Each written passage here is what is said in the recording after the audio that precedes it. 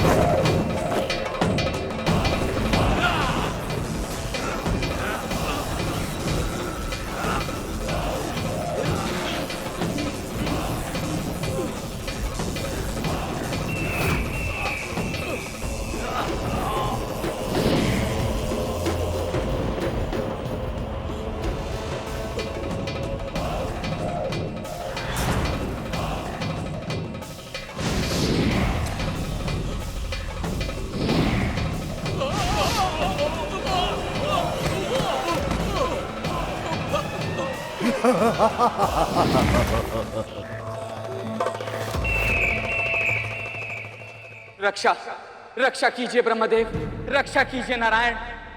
तारकासुर का उत्पात बहुत बढ़ गया है प्रभु। हमने बहुत प्रयास किया, परंतु हम सब मिलकर भी उसे रोकने में विफल रहे।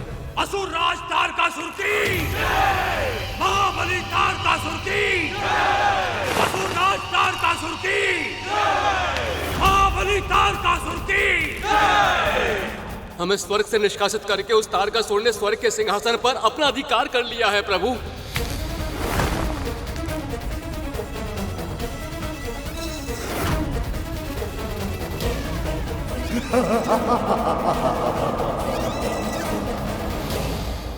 ब्रह्मदेव, आपने उसे ऐसा वरदान दिया है जिससे वो लगभग अमर हो चुका है, और अब हम देवता भी उससे युद्ध करने में असमर्थ हो चुके हैं। धैर्य रखिए देवराज, आप असमर्थ हो सकते हैं किंतु काल नहीं। काल कभी भी किसी से भी पराजित नहीं होता। वो तारकासुर अवश्य ही उस सर्वशक्तिमान के समक्ष अवश्य हारेगा। उचित समय आने पर महादेव शिव शंकर का पुत्र जन्म लेगा।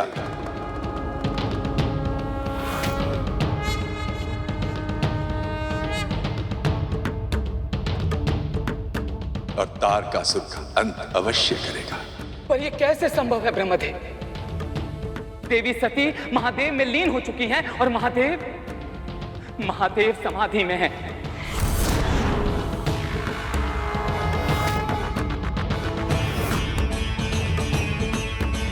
ऐसे में कौन उन्हें सक्रिय करेगा? किसमें सामर्थ्य है कि उनके हृदय की कोमल भावनाओं को फिर से जागृत कर पाए? आदि शक्ति सर्वसमर्थ है देवराज।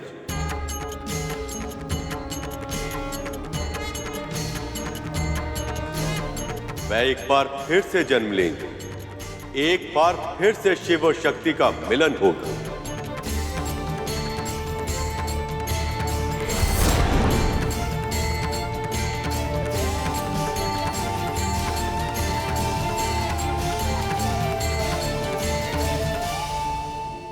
पहाड़ों के राजा हिमवंत और उनकी पत्नी महारानी मैना की पुत्री के रूप में श्री माता फिर से प्रकट होंगी। उचित अवस्था प्राप्त करने पर वह महादेव से विवाह करेंगे।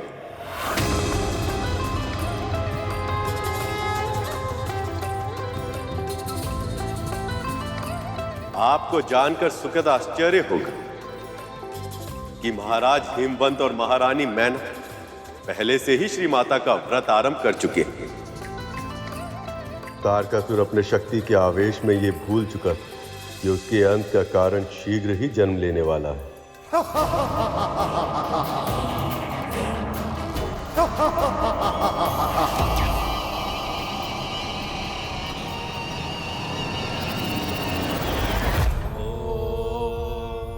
श्रीमात्रे नमः।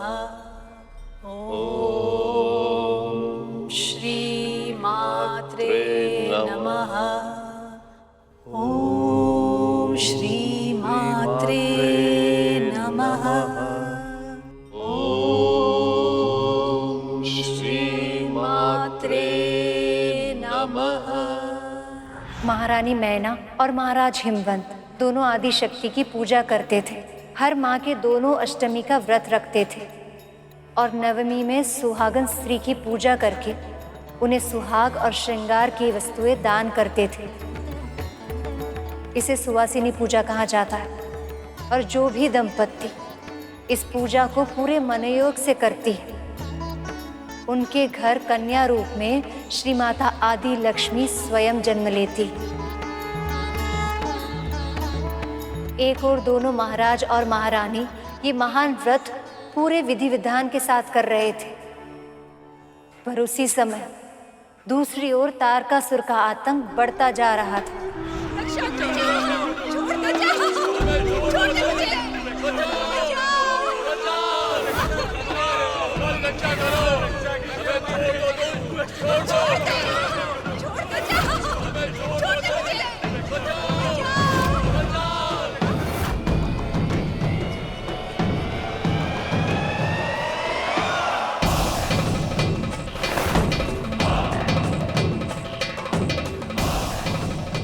ना जाने श्री माता कब प्रसन्न होगी, कब उनका जन्म होगा, कब महादेव से उनका मिलन होगा और कब वो उन्हें विरक्त की अवस्था से बाहर लाएंगे। कब उनके पुत्र का जन्म होगा और कब होगा इस दुष्ट अत्याचारी तारकासुर का अंत।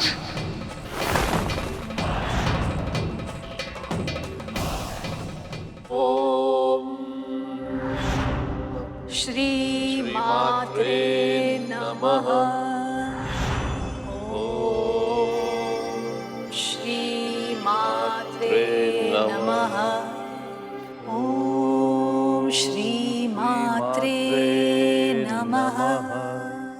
ओम श्रीमात्रे नमः।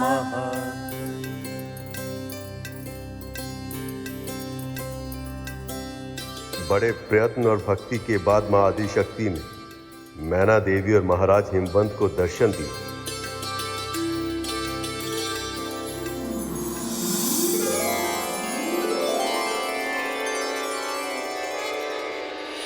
नमो नमो पराशक्ति मां, नमो नमो महाशक्ति मां। श्री माता आदि शक्ति। नमो नमो महाशक्ति मां। मैं आपके व्रत और भक्ति से प्रसन्न हूँ।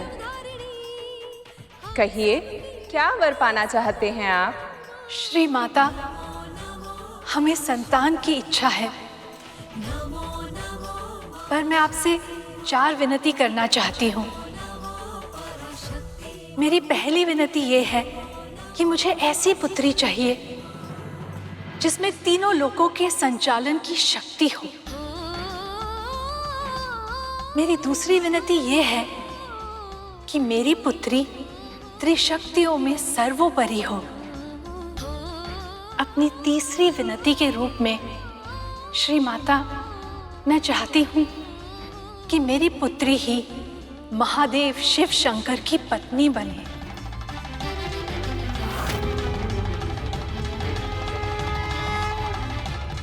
अर्थात आप दोनों मुझे ही अपनी पुत्री के रूप में प्राप्त करना चाहते हैं। हाँ माता, हमारी यही इच्छा है। और चौथी विनती वो क्या है देवी? श्री माता, हम चाहते हैं कि हमारी पुत्री के जन्म से पहले हमारे 100 पुत्र जन्म लें, ताकि हमारी पुत्री के जन्म के बाद उसे 100 भाइयों का स्नेह मिल सके।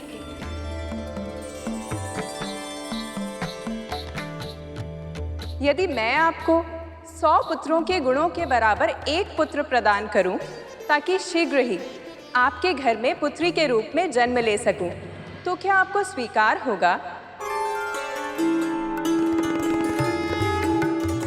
ये तो हमारा सौभाग्य होगा माता। मेरे भाई का नाम मैनाक होगा। जब भविष्य में हनुमान लंका जाने के लिए समुद्र लांघेंगे, तो मैनाक पर ही कुछ क्षण के लिए विश्राम करेंगे। मैनाक के बाद मेरा जन्म होगा और मेरे जन्म के बाद आपको 99 पुत्रों की प्राप्ति होगी।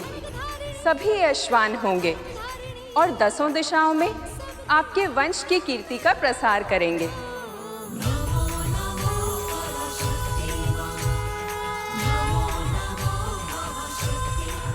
इस प्रकार आदिशक्ति के वरदान के फल स्वरूप महारानी मैना के घर मैनाक का जन्म हुआ और फिर शीघ्र ही आदिशक्ति के जन्म का समय भी आ गया।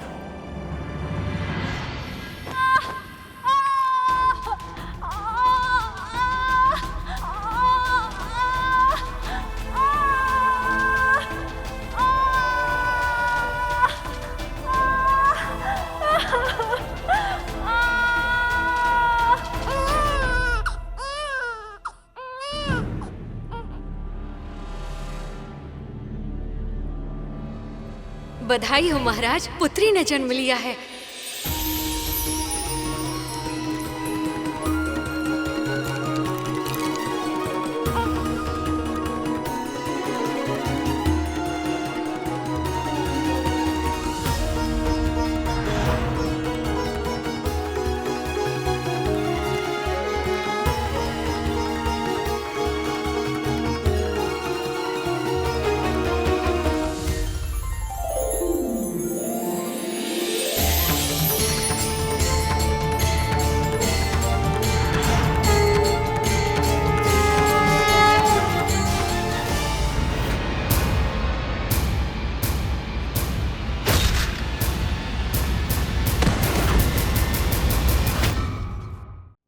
चैत्र माह की शुक्ल पक्ष की नवमी तिथि को मध्य रात्रि में मृगशीरा नक्षत्र में श्री माता का जन्म हुआ।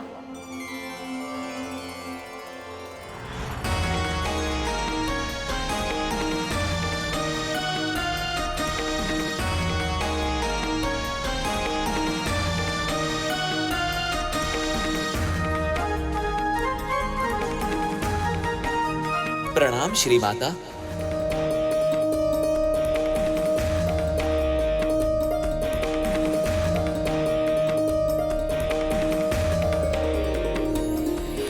आपकी पुत्री श्याम वर्ण की है, इसलिए इन्हें काली के नाम से पुकारा जाएगा।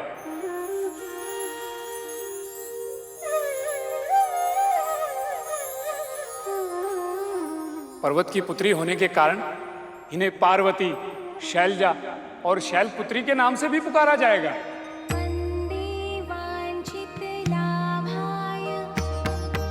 बड़ी होकर एक निश्चित आयु प्राप्त करने के पश्चात जग पिता महादेव शिव शंकर की अर्धांगिनी बनेंगी।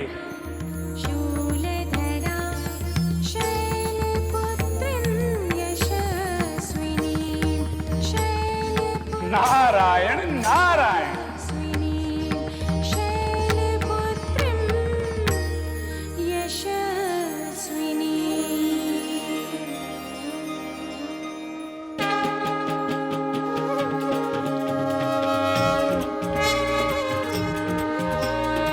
मैं धन्य हो गया श्री माता, धन्य हो गया।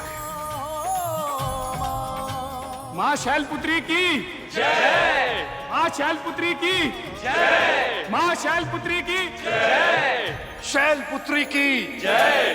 शैलपुत्री की जय। महाराज हिमवंत और महारानी मैना ने पुत्री के जन्म के लिए बहुत अधिक प्रार्थना की थी और इसीलिए उन्हें माँ ललिता के अवतार के माता पिता बनने का सौभाग्य प्राप्त हुआ। और सत्य तो ये है कि जब किसी साधारण दंपत्ति को भी कन्या रत्न की प्राप्ति होती है तो उसमें भी श्री माता का अंश होता है।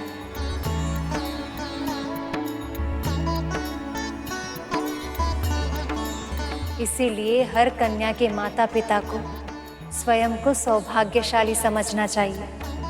अपने भीतर छिपी दिव्यता के कारण इस संसार की हर कन्या पूजनीय होती है।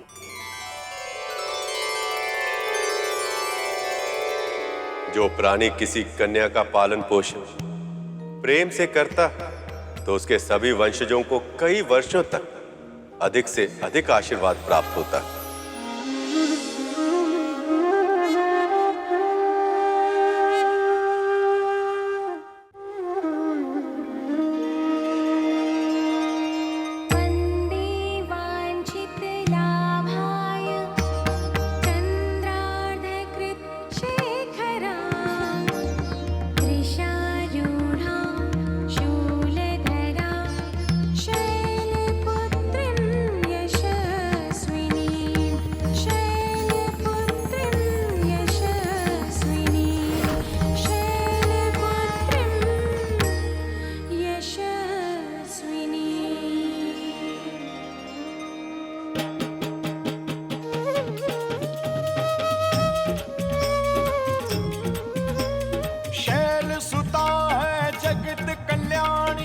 जय मां शैलपुत्री, कठिन तप किया मात पिता ने तो जन्मी बन के पुत्री।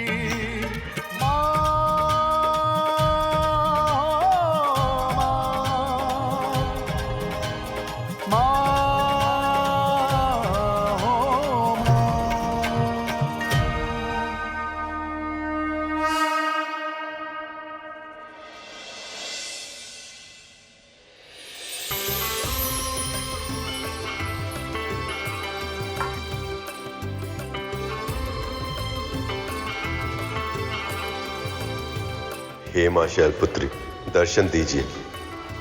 दर्शन दीजिए माँ। हे मां शैलपुत्री, मुझे दर्शन देकर मुझे आशीर्वाद दीजिए माँ, कि मैं शीघ्र ही अपने प्रभु का वाहन बनकर उनकी सेवा कर पाऊं।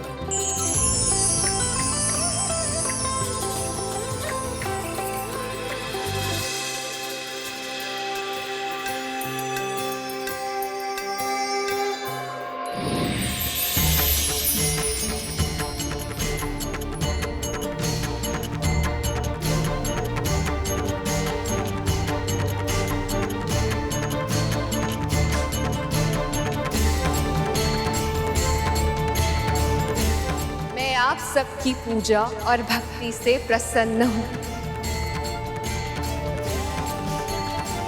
सुपर्ण, तुमने मेरे इस व्रत का पालन किया। निसंदेह तुम्हारा ये लक्ष्य पवित्र है, पर तुम इसमें सफल होकर अपनी नियति को प्राप्त कर पाओगे या नहीं, ये तुम्हारी इच्छा शक्ति पर निर्भर करेगा। किसी भी कार्य को आरंभ करना सरल होता है पुत्र, परंतु उसे निरंतर करते रह पाना कठिन। यदि तुम अगले 9 दिनों तक सभी 9 देवियों की पूजा का संकल्प पूरा कर पाए तो अपना लक्ष्य अवश्य प्राप्त कर पाओगे। ये मेरा आशीर्वाद है।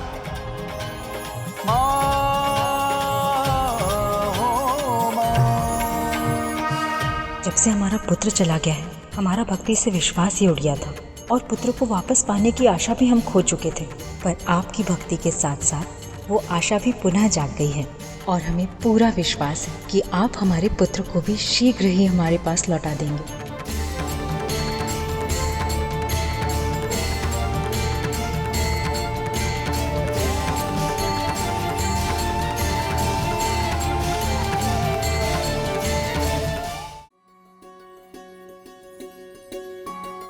ये लीजिए माँ। बस गरुड़, अब और किसी वस्तु की आवश्यकता नहीं। जानते हो गरुड़, व्रत में ना कंदमूल जैसे लौकी, शकरकंद और शिंगाड़े के आटे से बना हुआ अन्न, ऐसा हल्का फुल्का भोजन किया जाता है। और वो भी दूध के साथ। प्रभु, प्रभु आपने कष्ट क्यों किया? मुझे आदेश देते थे, मैं ले आता। यदि तुम ले आते तो मैं गौ सेवा के सुख से वंचित रह जाता।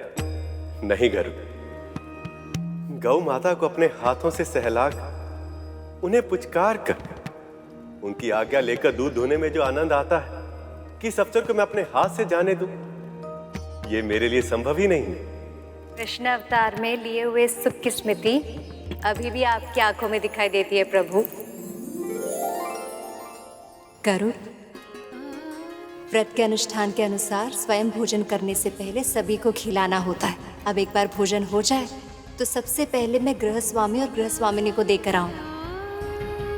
आज तो हमें बहुत आनंद आया। बहुत समय बाद माँ की कथा सुनी हमने। पूरे 12 वर्ष हो गए जी।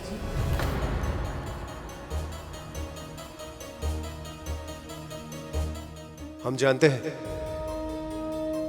हर नवरात्रि में आपके मन की पीड़ा फिर से उभर कर आ जाती है,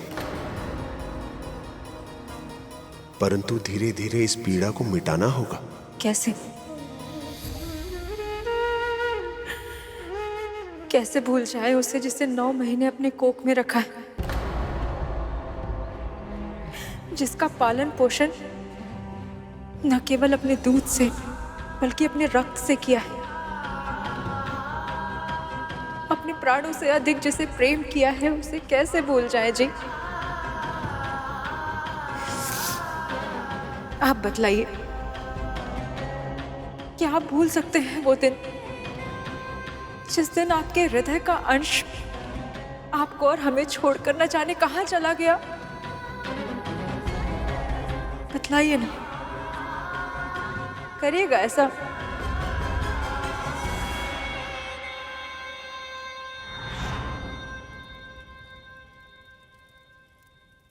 माँ, हमें शीघ्र भोजन दीजिए ना, हमको बहुत भूख लगी है। फिर से रसोई में बिना पैर धोए आ गए। कितनी बार मना किए हैं हम आपको? हाँ, हर चीज में मना करती रहती है। बिना पाँव धोए रसोई में ना आए, हलवाई से लेकर मिठाई ना खाए, सूर्यास्त के बाद घर से बाहर ना निकले। केवल आप ही हमें रोक टोक करती रहती है। बावला हो गए आप। आपको कितनी बार समझाया है हमने, आप अपनी माँ से इस प्रकार बात ना किया कीजिए। समझ नहीं आती आपको? यदि माँ आपको किसी काम के लिए मना करती है तो आपके भले के लिए ही करती होगी ना। हम अब बड़े हो चुके हैं, आप दोनों हमेशा मुझे डांटते रहते हैं। आपको ये बात समझ में नहीं आती है क्या कि हम अपना भला बुरा समझने के सक्षम हो गए हैं? ठीक है, हमको भी नहीं रहना यहाँ पर। अरे पुत्र, रुकिए, कहाँ जा रहे हैं? कम से कम भोजन तो करके जाइए। डांट खा ली है और भूख नहीं है। हर बात पे रोक टोक करती हैं, डांटती फटकारती है और फिर प्रेम करने का स्वांग भी करती है। आप बहुत बुरी माँ है। मैंने आपसे बुरी माँ आज तक नहीं देखी। चुप!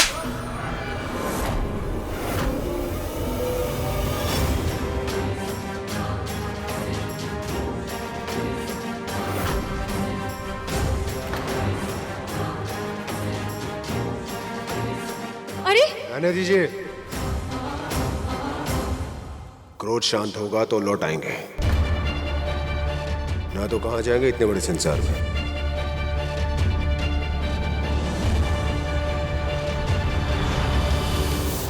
हम भी ना जानते थे कि ना कभी उनका क्रोध शांत होगा और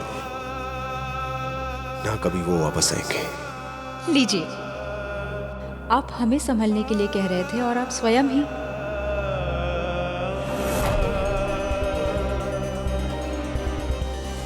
पुत्र के जाने के दुख में इन दोनों ने उत्सव मनाना ही छोड़ दिए थे, इसलिए हम यहाँ आए हैं भक्ति पर इनका विश्वास वापस लाने। कभी कभी भक्त की आस्था वापस लाने के लिए भगवान को भी किसी न किसी रूप में आकर प्रयत्न करना पड़ता है। सुनिए बहन जी,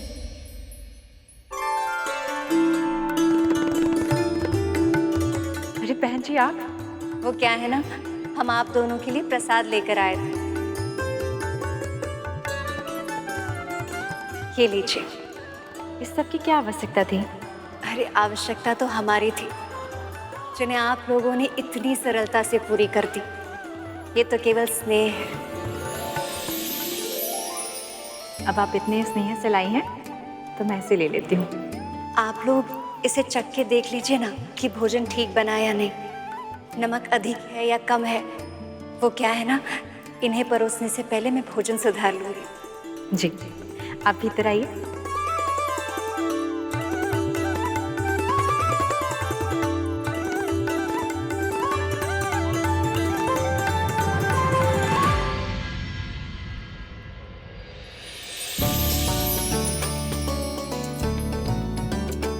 सचमुच बहन जी, प्रसाद तो बहुत स्वादिष्ट बनाई हैं आप, माँ भगवती की कृपा से। धन्यवाद। आज नींद बहुत अच्छी आएगी। आप दोनों अपनी चिंता माँ पर छोड़ दीजिए, मैं चलती हूँ। जय माँ भगवती। जय माँ भगवती। जय माँ भगवती।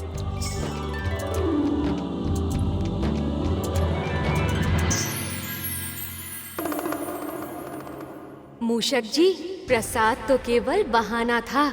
मामी श्री के शास्त्री जी के घर जाने का उद्देश्य तो उनके दुखों का कारण जानना था, ताकि वो उनकी सहायता कर सकें। और इसी उद्देश्य से मामा श्री और मामी श्री उन्हें नव दुर्गा की कथा सुना रहे हैं, ताकि उनके सारे दुख दूर हो सकें।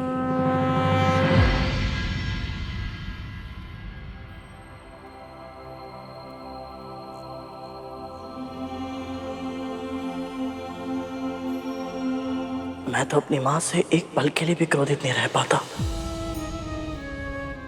वो कैसा पुत्र होगा जो 12 वर्षों तक क्रोधित है। किसी की परिस्थितियां जाने बिना उसके बारे में अपना विचार बना ले या उनके व्यवहार पर अपना निर्णय दे दे, ये उचित नहीं है गरुड़। और यदि किसी व्यक्ति से भूल हो जाए और उस भूल को सुधार ले तो उसे भूला नहीं कहते। और मुझे पूर्ण विश्वास है श्री माता इस दंपत्ति को कथा सुनने का पुण्य अवश्य देंगी। इन दोनों को अपने पुत्र से अवश्य मिलाएंगी ये।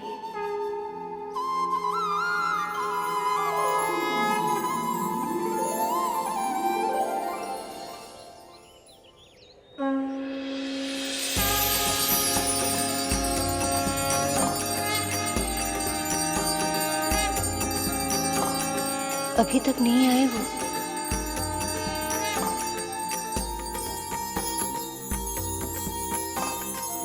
अरे आ गए आप लोग।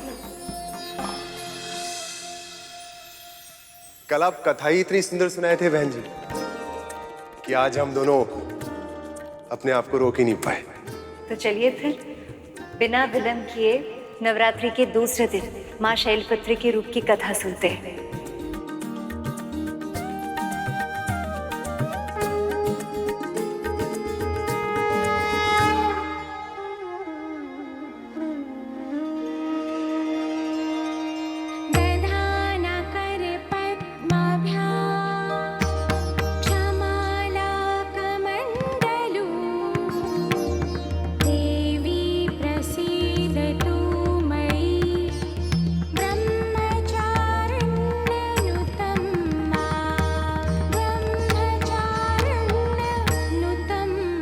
ब्रह्म का अर्थ होता है वेद तत्व तपो ब्रह्म, अर्थात वेद तत्व और तप ही ब्रह्म है। और चारिणी का अर्थ होता है चारण, अर्थात आचरण करने वाली। इस प्रकार ब्रह्मचारिणी का अर्थ हुआ तप का आचरण करने वाली।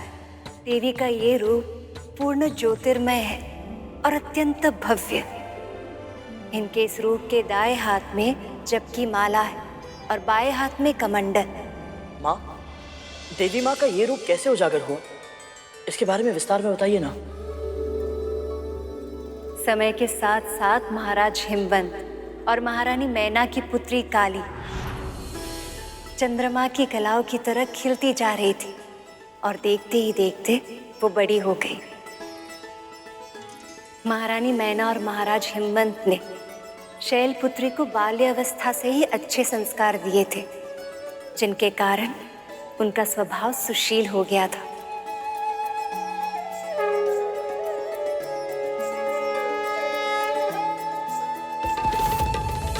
महारानी मैना ने छोटे अवस्था से ही उन्हें तरह तरह के व्रत और अनुष्ठान करना सिखाया था, ताकि शैलपुत्री को वो पति की प्राप्ति हो जिनके लिए उनका जन्म हुआ था।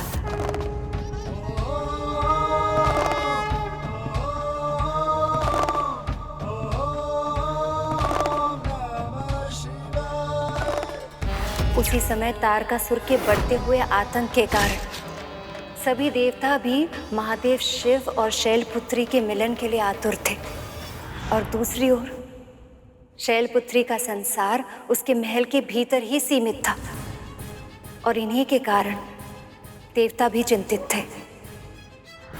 आपसे क्या छुपा है देवर्षि, आप हम देवताओं की सारी स्थिति अच्छी तरह जानते हैं। हमारी सारी आशाएं महादेव के पुत्र पर निर्भर है, पर जब तक वो और शैलपुत्री एक दूसरे से भेंट नहीं करेंगे तब तक महादेव सक्रिय कैसे होंगे, और यदि सक्रिय नहीं हुए तो उनमें प्रेम कैसे होगा, उनका परिणय कैसे होगा, और फिर उन्हें पुत्र कब प्राप्त होगा। कुछ कीजिए महामुनि, उनका मिलन शीघ्र कराने के लिए कोई तो उपाय निकालिए मुनिवर। मैं आपकी दशा समझ रहा हूं देवराज, मैं पूरा प्रयास करूंगा। नारायण नारायण।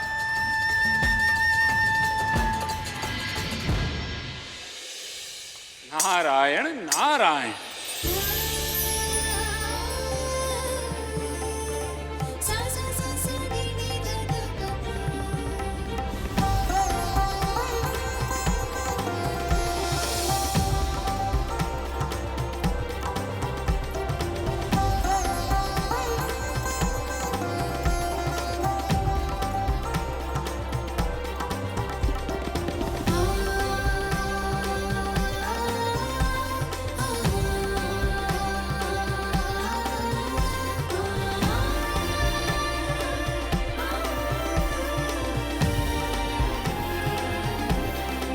साक्षात शिव प्रिय मां सती का रूप, अर्थात ये संसार फिर से एक बार शिव और शक्ति का मिलन देखने वाला है।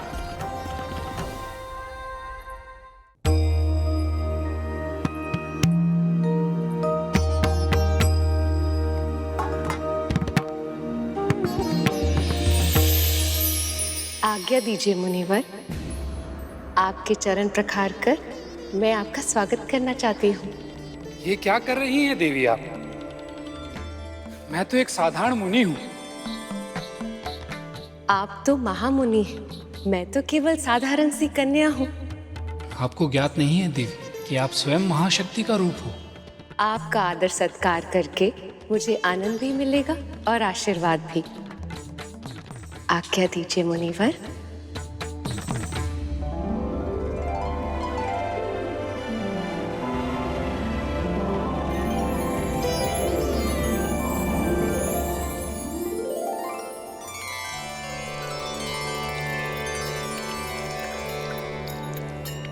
आपका ये सेवा भाव देखकर मैं धन्य हो गया।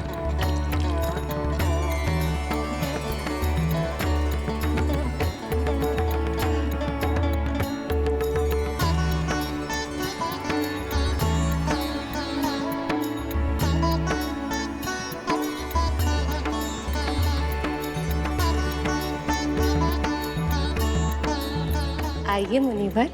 मैं तो ये भी नहीं जानता कि आप मुझे आशीर्वाद दे रही हैं या फिर मेरी कामना को फलीभूत होने की शक्ति प्रदान करके पूरे जगत को आशीर्वाद दे रही हैं। परंतु मेरी कामना है आपका विवाह उन्हीं के साथ हो जिन्हें पति रूप में प्राप्त करने की इच्छा समय आपके हृदय में सहज रूप से प्रकट करे, जिनके लिए आपके हृदय में भाव अपने आप उत्पन्न हो। नारायण नारायण। आइए मुनिवर।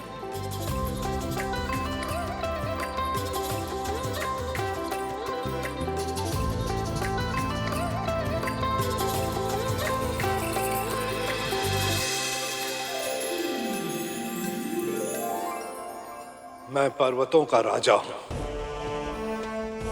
दूर दूर से ऋषि मुनि मेरे पर्वतों पर आकर तपस्या करते हैं।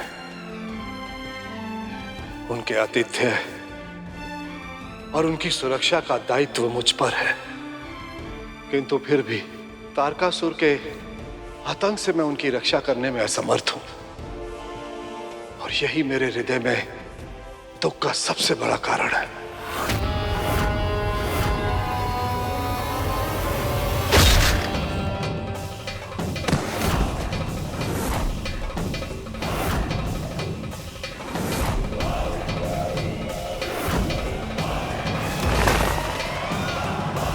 इस तारकासुर ने तो उदंडता की सारी सीमाएं पार कर दी थी प्रभु। हर पापी की तरह तारकासुर भी अपने पाप का घड़ा भर रहा था, किंतु नियति ने उसके पतन की योजना पूर्व में ही निर्धारित कर ली थी। मैं जानता हूँ आपके सामर्थ्य में जो भी होगा, उन ऋषि मुनियों पर होने वाले अत्याचार को रोकने के लिए वो सब आप अवश्य करेंगे, और मुझे इस बात पर पूर्ण विश्वास है। परंतु आज मैं इस बात पर विचार करने नहीं आया हूँ। श्री नारायण की कृपा से मेरे मन में शैलपुत्री के विवाह को लेकर विचार आया है। यदि आपकी आज्ञा हो तो। आप मुनिवर हैं, देव ऋषि हैं, उससे कुछ कहने के लिए आपको संकोच करने की आवश्यकता नहीं। आपके ही राज्य में इस महल के निकट एक गुफा है, और उस गुफा में एक दिव्य योगी समाधि लिए बैठे हैं। यदि आप अपनी पुत्री को उनकी सेवा में समर्पित करें तो उसका कल्याण अवश्य होगा। नारायण नारायण।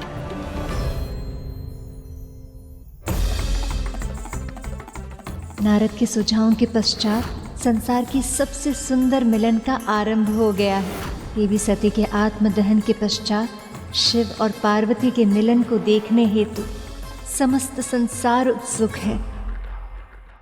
फूल जैसी कोमल है वो, आज तक एक पल के लिए भी कभी मुझसे दूर नहीं रही है। संसार की विषमताओं को भी नहीं समझती है वो, और आप अभी से इस अल्प अवस्था में ही किसी सन्यासी की सेवा के लिए निर्जन गुफा में भेजने को तैयार हो गए उसे। मेरे हृदय का अभिन्न अंग है वो, किंतु ये बताने में भी आप असमर्थ है कि पार्वती को कब तक उन सन्यासी की सेवा करती रहनी पड़ेगी। अगर इस बीच हमारी पार्वती से कोई भूल हो गई तो? नहीं होगी। हमने अपनी पुत्री को उचित संस्कार दिए हैं महारानी। मुझे अपनी शिक्षा और आपके पालन पोषण पर पूर्ण विश्वास है। जीवन में योग्य बनने के लिए हमारी पार्वती को ऐसी परीक्षाओं का सामना करना ही चाहिए। हम माँ बाप कब तक उसके साथ रहेंगे? हमेशा तो साथ नहीं रह सकते ना। हमें उसे योग्य बनाना है, आत्मनिर्भर बनाना है, उसके अंदर आत्मविश्वास जागृत करना है। और फिर महारानी, कभी कभी कठिन उद्देश्य की प्राप्ति के लिए कठोर निर्णय लेने ही पड़ते हैं। पर महाराज, उसका विवाह? अगर देव ऋषि नारद ने ये निर्णय लिया है तो अवश्य ही उसका कल्याण होगा। और फिर अग्नि में तपकर ही स्वर्ण कंचन बनता है।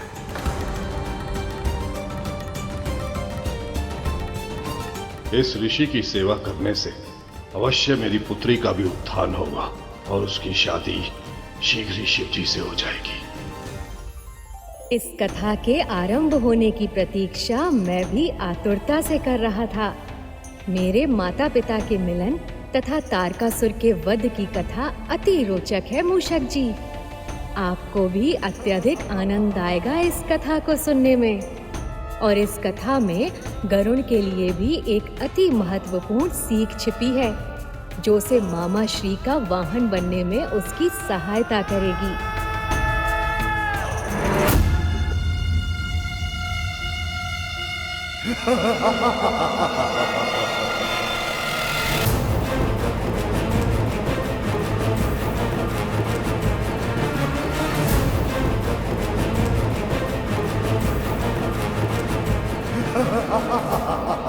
माता पिता कभी अपने संतानों से दूर नहीं होना चाहते। कभी कभी अपने बच्चों के उज्जवल भविष्य के लिए, उनके हित के लिए उन्हें कठोर होना पड़ता है। किंतु दुख की बात तो यह है कि आजकल की संतान ये समझ ही नहीं पाती। ये भी तो हो सकता है ना जी कि हम उन्हें समझा ही ना पाते हो।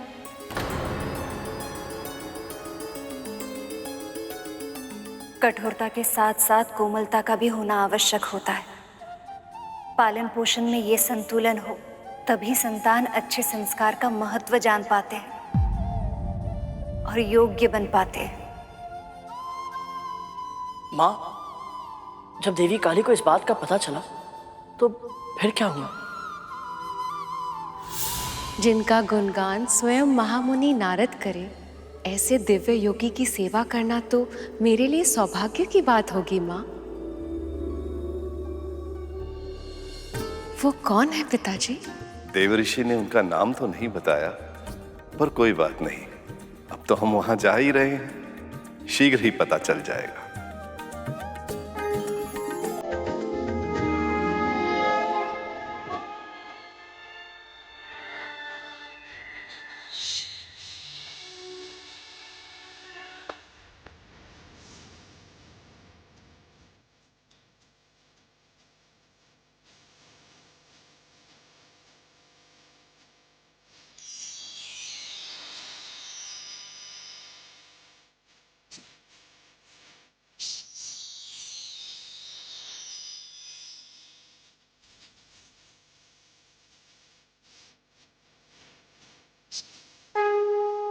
वातावरण इतना मनमोहक हो उठा है, ऐसा लग रहा है जैसे प्रकृति ही खिल उठी हो, है ना पिताजी?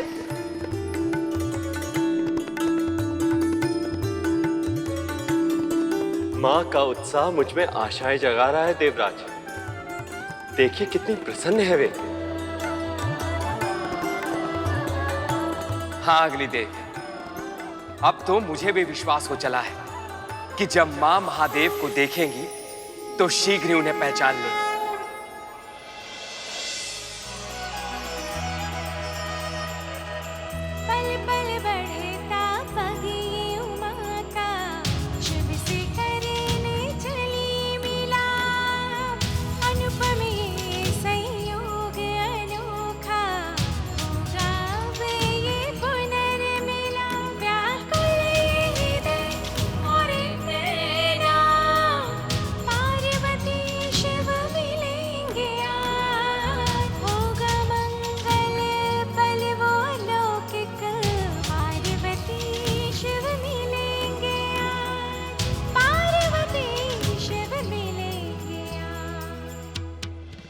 फल फूल तोड़ने में इतना समय क्यों लगा रही हो पुत्री?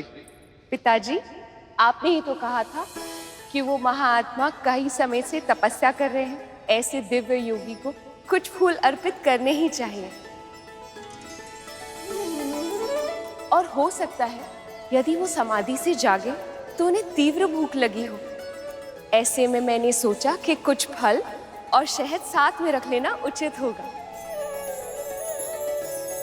किंतु अभी तक तो ये भी नहीं पता कि वो तुम्हें अपनी सेवा का आज्ञा देंगे भी या नहीं।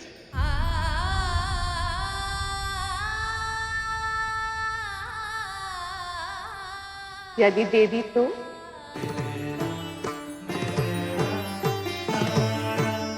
जिस क्षण से वो मुझे आज्ञा देंगे उसी क्षण से मुझे उनकी सेवा करने के लिए तत्पर रहना चाहिए ना। सत्य तो ये है कि न जाने क्यों मुझे ऐसा लग रहा है कि मुझे अपने जीवन का उद्देश्य मिलने वाला है।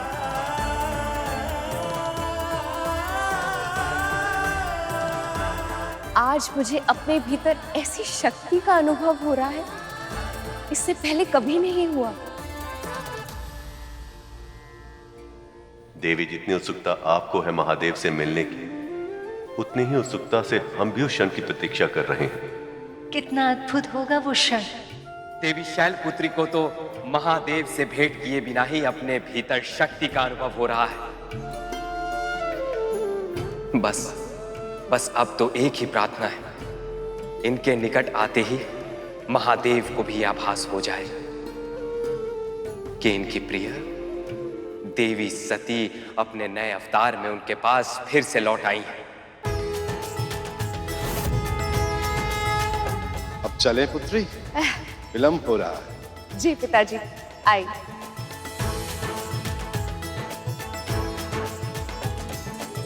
हर बीतते क्षण के साथ मेरा विश्वास और दृढ़ होता जा रहा है देवराज। ये दोनों जैसे ही एक दूसरे को देखेंगे, एक दूसरे में छिपे अपने अंश, अपने प्रेम को अवश्य ही पहचान लेंगे। और जब ऐसा होगा तो महादेव अवश्य ही सक्रिय हो उठेंगे।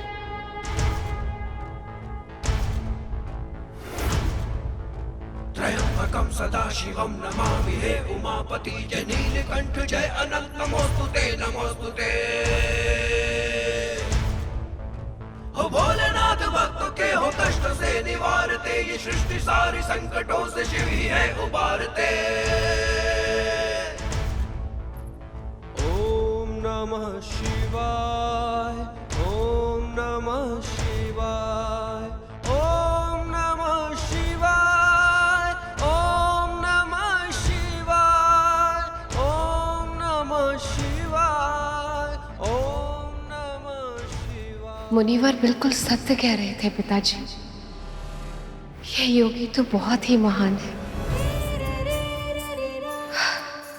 इनकी दिव्यता का आभास मैं यहाँ से कर पा रही हूँ।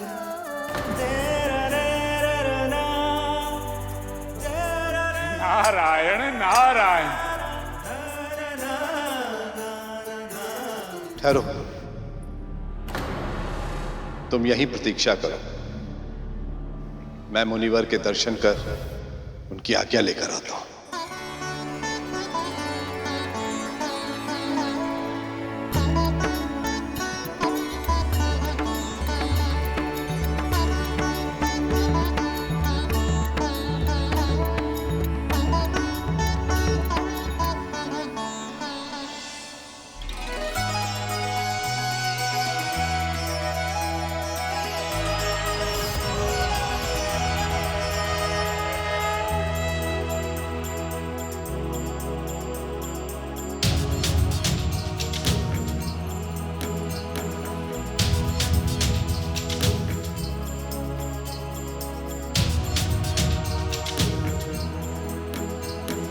महायोगी तो बहुत ही गहन समाधि में है, उन्हें जगाना उचित होगा।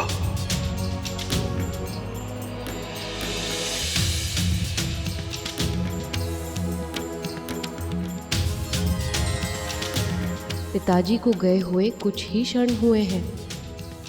अभी से मुझे ऐसे लगने लगा है जैसे कितना समय बीत गया हो। अब और प्रतीक्षा करना मेरे लिए संभव नहीं हो रहा।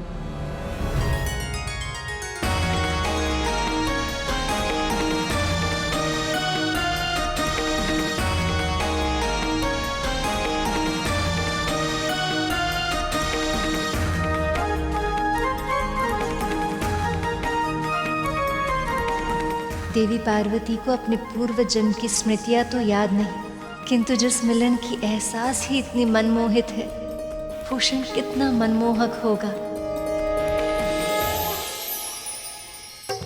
कर चरण कृतं वाकायजं कर्मजं वा श्रवणनयनजं वा मानसं वा पराधं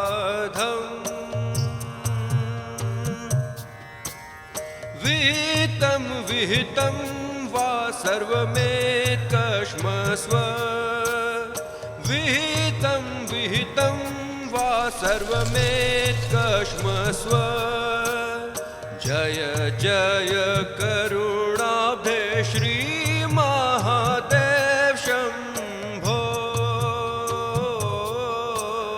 जय जय करुणाब्धे श्री महादेव शंभो।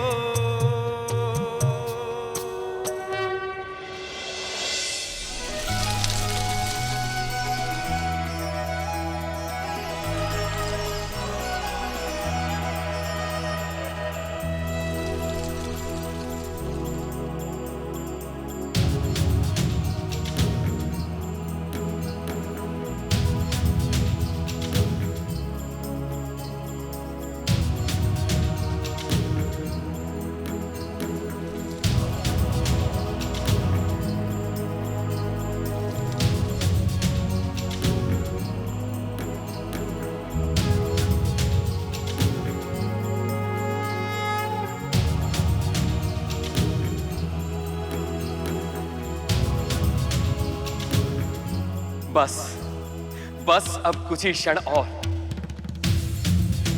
शीघ्र ही महादेव मां को पहचान लेंगे और शीघ्र ही होगा इस सृष्टि के कल्याण का आरंभ।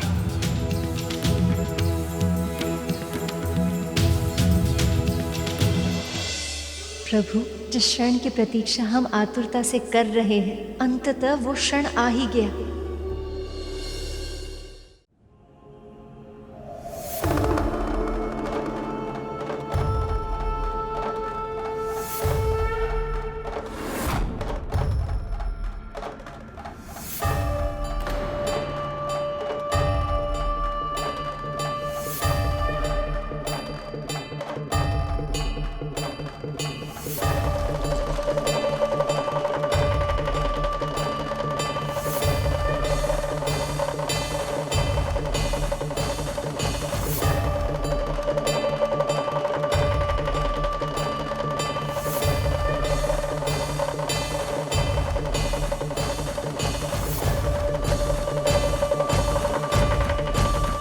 बहुत अधिक समय हो गया है।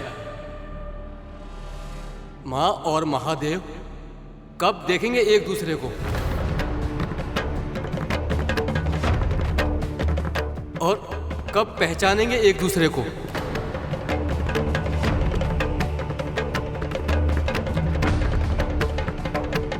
ये दोनों तो एक दूसरे के मुख की ओर देख ही नहीं रहे हैं।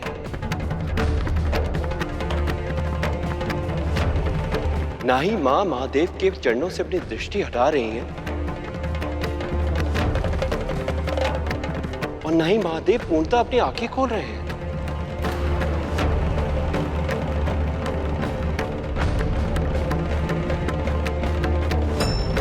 ये मेरा सौभाग्य है कि आप जैसे महायोगी ने इस कंदरा को अपने ध्यान के योग्य समझा और मेरी इस राज्य की भूमि को अपनी साधना के लिए चुनकर उसे पवित्र कर दिया। हे योगीराज, मैं हूं पर्वतराज हिमवत और ये मेरी सुपुत्री है काली काली काली काली।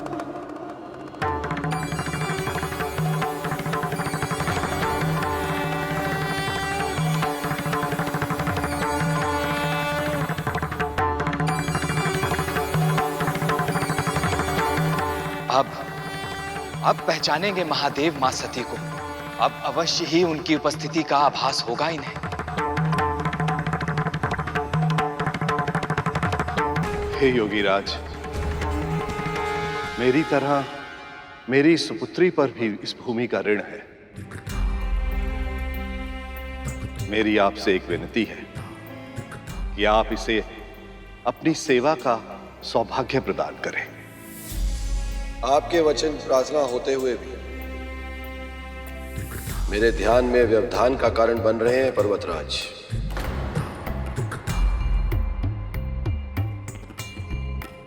धन्यवाद, मुझे किसी की सहायता की आवश्यकता नहीं है।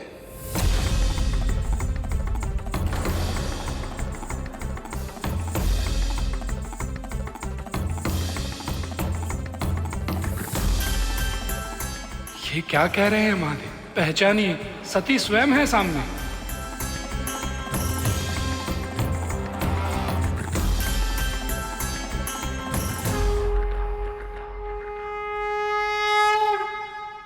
आपके वचन प्रार्थना होते हुए भी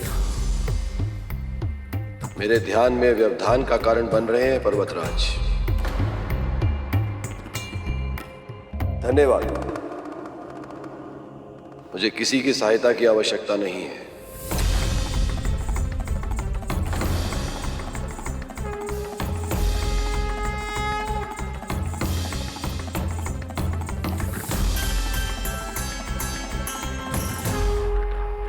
महादेव ने तो मां शैलपुत्री को देखे बिना ही अपनी आंखें फिर से बंद कर ली।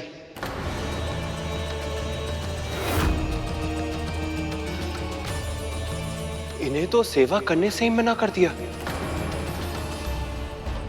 अब क्या होगा मुनिवर?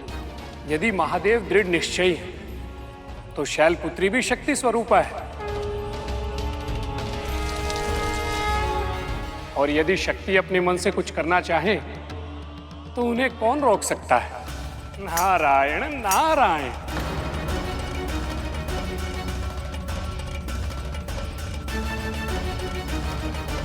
चलो पुत्री, महल चले। नहीं पिताजी, नहीं पिताजी, नहीं पिताजी।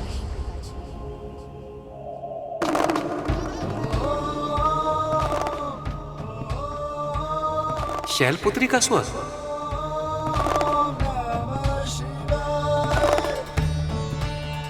अब देखना यह है कि महादेव इस स्वर को पहचान पाते हैं या नहीं।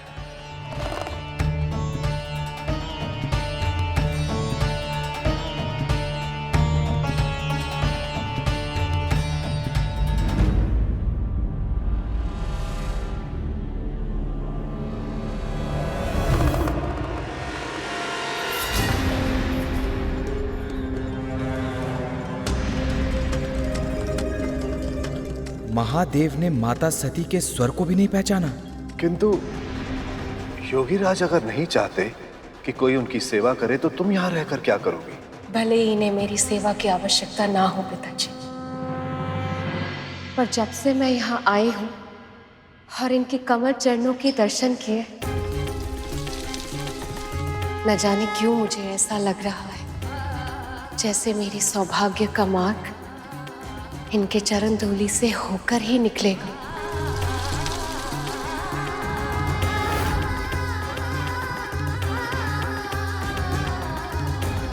अब ये सेवा मैं इनके लिए नहीं, अपने लिए करूंगी पिताजी।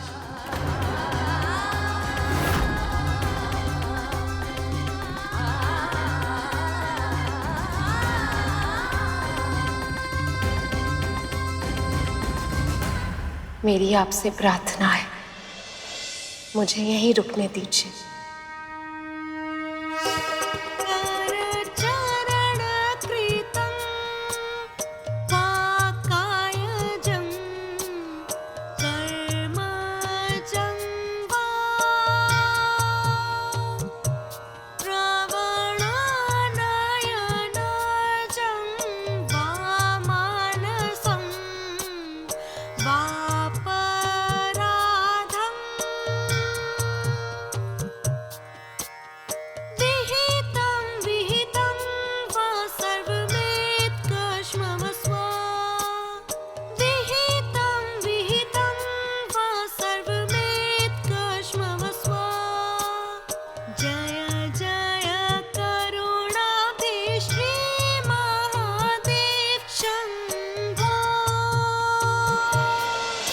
देवी सती के हृदय में महादेव को देखकर प्रेम की भावना तो अवश्य ही उमड़ रही है, किंतु महादेव का हृदय सती से वियोग के कारण इतना आघात हुआ था कि उन्होंने पार्वती की ओर दृष्टि भी नहीं की। यदि महादेव ने शीघ्र ही अपनी समाधि नहीं तोड़ी तो पता नहीं तारकासुर के आतंक से इस संसार की रक्षा कैसे होगी।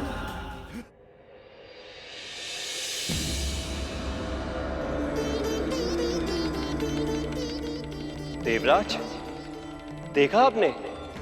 महाराज हेमवंत कंदरा से अकेले ही लौट रहे हैं। इसका अर्थ यह है कि शैलपुत्री ने कंदरा में ही रुकने का निर्णय लिया है। यह तो बहुत अच्छी बात है देवराज। निश्चित रूप से बहुत ही शुभ घटनाक्रम है ये, जब महादेव और माँ कंदरा में एक दूसरे के सामने होंगे तो दोनों साथी अपनी उपस्थिति का आभास पाने की, एक दूसरे को देखने की संभावना भी बढ़ जाएगी। और ऐसा होते ही शक्ति शिव को और शिव शक्ति को अवश्य पहचान लेंगे और उसके बाद सब कुछ ठीक हो जाएगा। सती के आत्मदाह के बाद महादेव केवल निष्क्रिय ही नहीं हुए, अपितु संसार से विरक्त भी हो गए हैं। और इन्हें इस स्थिति से बाहर लाने के लिए शैलपुत्री के लिए आसान नहीं होगा, क्योंकि माँ को तो पूर्व जन्म की कोई स्मृति ही नहीं है। वो तो ये भी नहीं जानती कि वो जिनकी सेवा कर रही हैं वो कौन है। नारायण नारायण।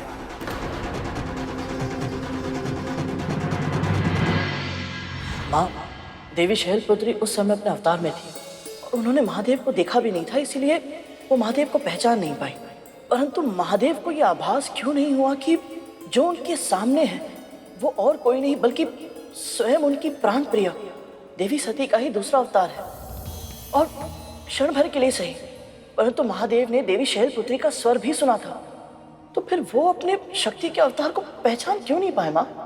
उसके लिए तुम्हें महादेव की अवस्था को समझना पड़ेगा सुपर। सती के जाने के बाद वो इस संसार से विरक्त हो गए। किसी भी प्रकार की भावना का अनुभव करना उनके लिए संभव नहीं था। कोई बंधन उन्हें बांधना तो दूर, छू तक नहीं सकता था। आंखें खुली होने पर भी वो इस संसार के किसी भी दृश्य को देखने में असमर्थ थे।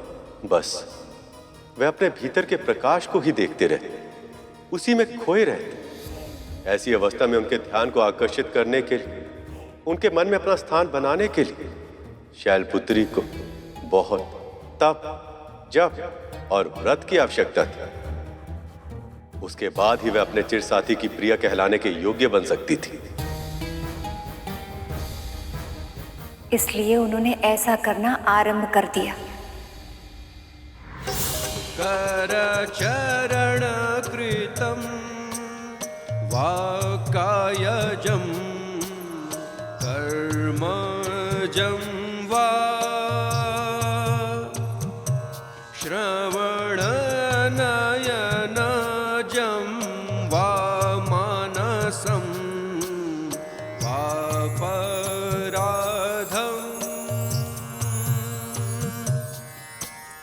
विहितं विहितं वा सर्वमेतकश्मस्व विहितं विहितं वा सर्वमेतकश्मस्व जय जय करुणाब्धे श्री महादेव शंभो जय जय करुणाब्धे श्री महादेव शंभो।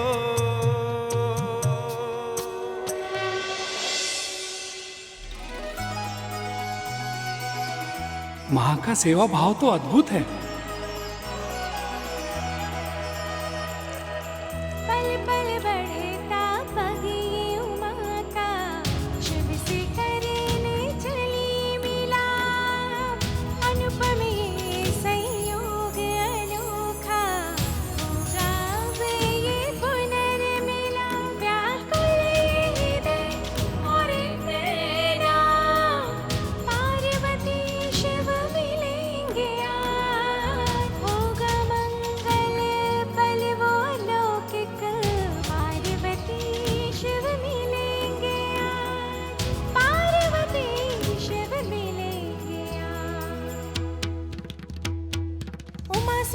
खड़ी और शिव ने आंखें जो मूंदी, दोनों हैं अनभिज्ञ और मिलाप दूरी।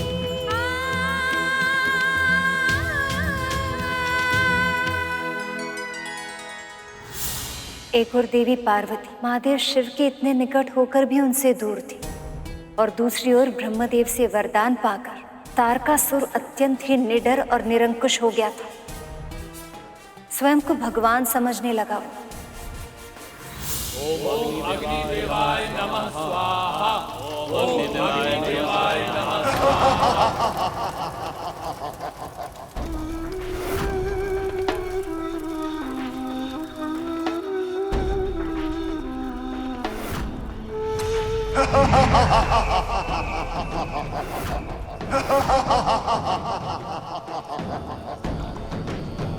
स्वर्ग का सम्राट कौन है ऋषियों? आप ही हैं स्वर्ग के सम्राट। आप ही हैं सम्राट। आप ही हैं सम्राट। तो फिर ये यज्ञ किसकी स्तुति के लिए होनी चाहिए?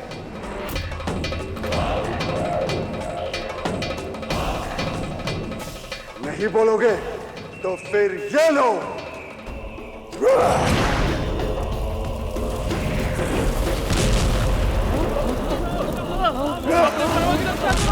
बचाओ, मारो यहाँ से। अपने प्राणों की रक्षा करो।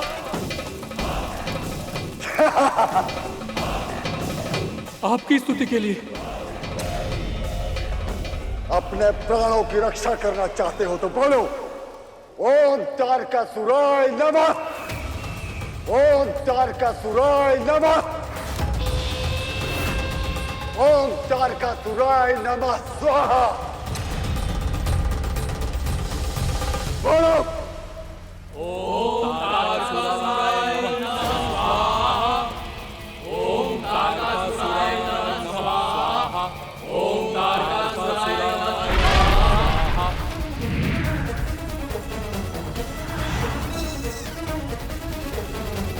ओम तारकासुराय नमः स्वाहा।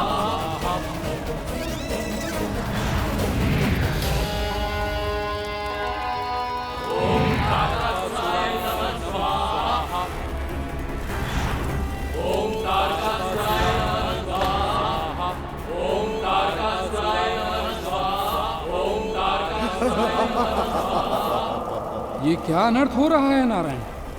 उत्तम, अति उत्तम। स्तुति रुकनी नहीं चाहिए। तारकासुर हर मनुष्य और देवों से उनकी सिद्धि और शक्ति छीन रहा था और हर यज्ञ की आहुति का फल खुद लेता रहा। यज्ञ की आहुति ही हमारा आहार है और उसी आहार से हमें ऊर्जा मिलती है। और यदि इसी प्रकार तारकासुर के लिए यज्ञ होते रहे तो हमारा तो आहार ही समाप्त हो जाएगा। ओम तारकासुराय नमः स्वाहा।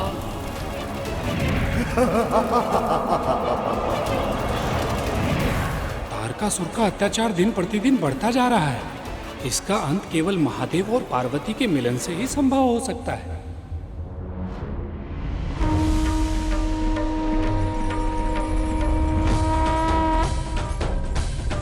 इतने निकट होकर भी ये एक दूसरे से कितने अनभिज्ञ हैं।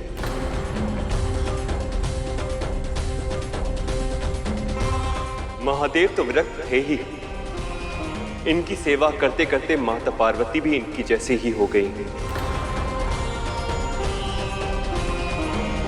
ब्रह्मचारिणी की तरह अपना जीवन व्यतीत कर रहे हैं। जब तक इन दोनों के बीच प्रेम उत्पन्न नहीं होगा, ये एक दूसरे को पहचानेंगे नहीं, इनका विवाह नहीं होगा, तब तक इनका पुत्र भी जन्म नहीं ले पाएगा। और उस क्षण तक संसार को तारकासुर के अत्याचार सहने पड़ेंगे। हमें किसी भी मूल्य पर महादेव को विरक्ति की स्थिति से बाहर निकालना होगा देवराज।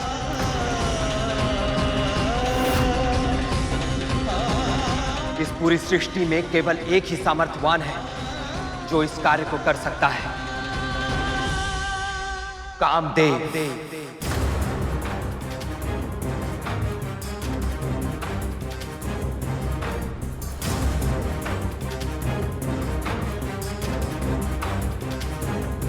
परंतु देवराज, क्या कामदेव मानेंगे?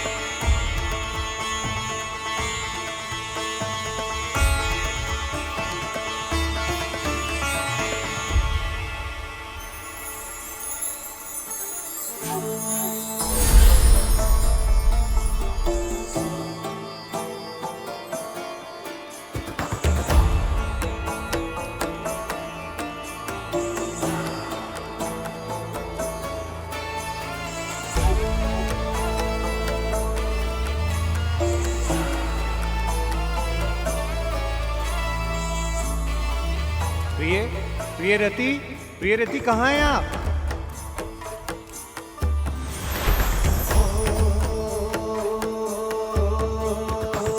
कुसुम कली है, खिली खिली है, सुंदर छैल छबीली।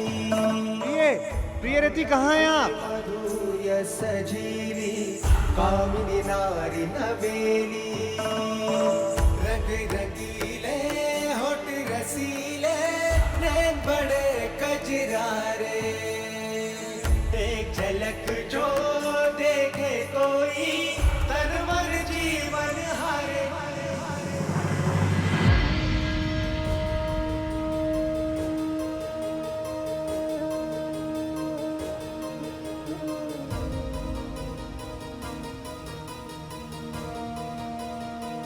तो आप यहाँ हैं।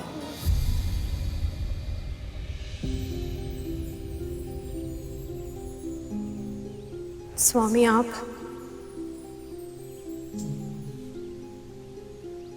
क्या हुआ प्रिय? आपके मुख पर उदासी क्यों छाई है?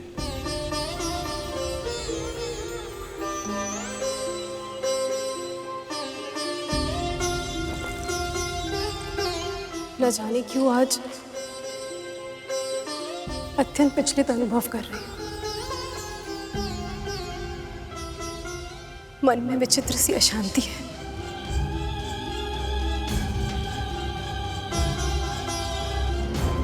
ऐसा प्रतीत हो रहा है जैसे कोई बहुत बड़ा अनिष्ट होने वाला। मेरी दाई आंख भी फड़फड़ा रही है। बहुत चिंता करती हैं आप। जब तक हम आपके साथ हैं तब तक कोई अनिष्ट नहीं हो सकता। किंतु स्वामी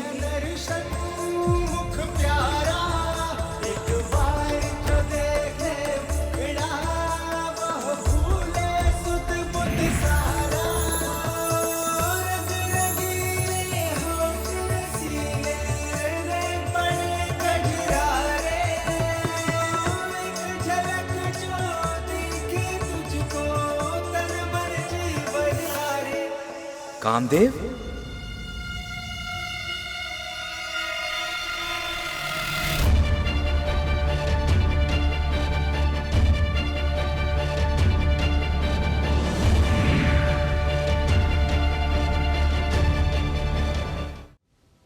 आपका स्वागत।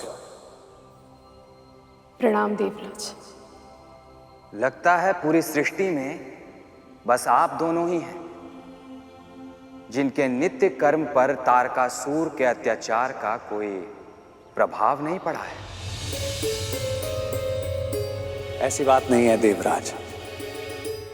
मुझे जब भी अनुचित इच्छा का आभास होता है, उसके फलीभूत होने के कारण दुख, बुराई, अत्याचार को बढ़ता हुआ देखता हूं, तब मुझे बहुत दुख होता है। तो फिर उस दुख को दूर करने के लिए आप कुछ करते क्यों नहीं कामदेव? देवराज, जब आप सभी देवता मिलकर उसे नहीं रोक पाए, तो मैं उसे कैसे रोक सकता हूं? आप संसार के सभी प्राणियों में काम भावना को जागृत करते हैं, पर इस समय उस भावना को जागृत करना जहां सबसे अधिक आवश्यक है, वहां आपके होते हुए भी विरक्ति क्यों है कामदेव?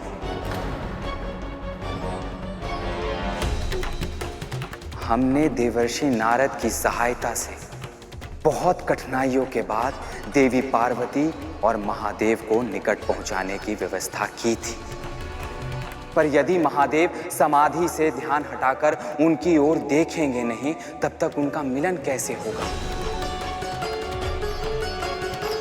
उनका विवाह कैसे होगा? और फिर उस पुत्र का जन्म कैसे होगा जो तारकासुर का वध करने में सक्षम होगा? आप सीधे शब्दों में अपनी बात रखेंगे तो हमें भी समझने में आसानी होगी देवराज। क्या अपेक्षा है आपको मेरे पति से? आपको अपने कर्तव्य का पालन करना होगा कामदेव। महादेव को विरक्ति की अवस्था से बाहर लाना होगा, और यह तभी संभव है जब आप उन पर अपने काम बाण का प्रयोग करेंगे।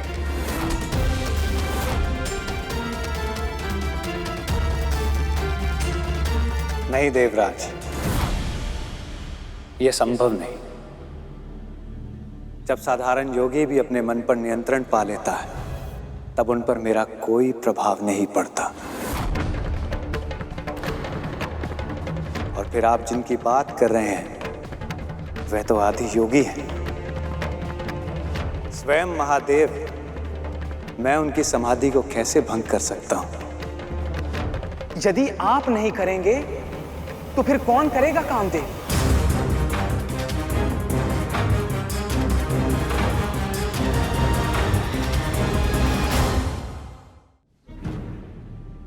दानवीर की परीक्षा दान के समय होती है, शूरवीर की परीक्षा रणभूमि में। स्त्री की परीक्षा तब होती है जब उसका पति असमर्थ हो जाए, और मित्र की परीक्षा तब संभव है जब उसके मित्र पर विपत्ति छाई हो। हाँ, मैं मानता हूं कि मैं देवराज इंद्र हूं, पर आपके साथ सदैव मैंने एक मित्र के समान व्यवहार किया है।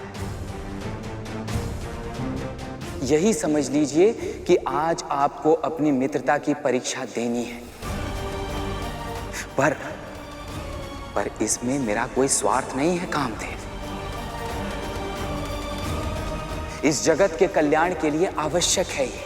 और आपने तो ये बात सुनी ही होगी कि तारकासुर ऋषियों से अपनी पूजा आरंभ करवा चुका है। यदि आप चाहें तो मैं उन ऋषियों के तप को भंग कर सकता हूं।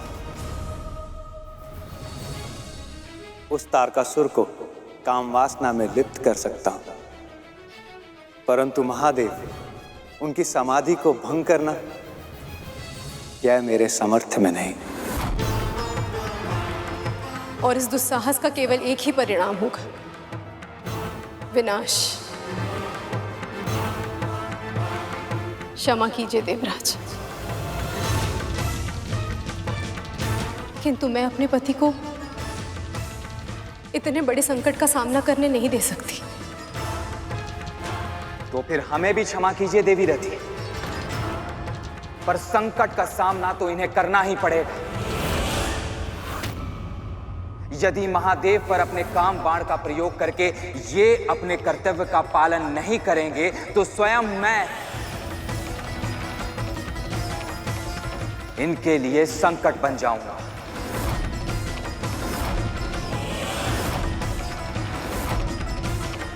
अभी तक एक मित्र की तरह इनसे विनती कर रहा था, पर अब देवराज होने के नाते मैं इन्हें आदेश दूंगा, और मेरी आज्ञा का ना पालन करने का केवल एक ही अर्थ होगा, दंड।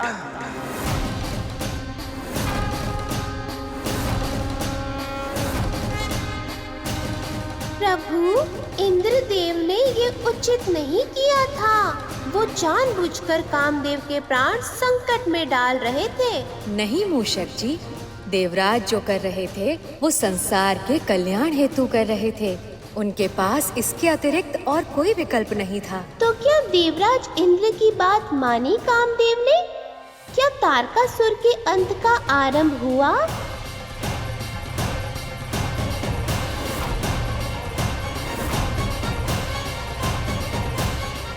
देवराज, आप यदि दंड का भागीदार बनना ही है तो मैं उसे स्वयं महादेव के हाथों से स्वीकार करूंगा।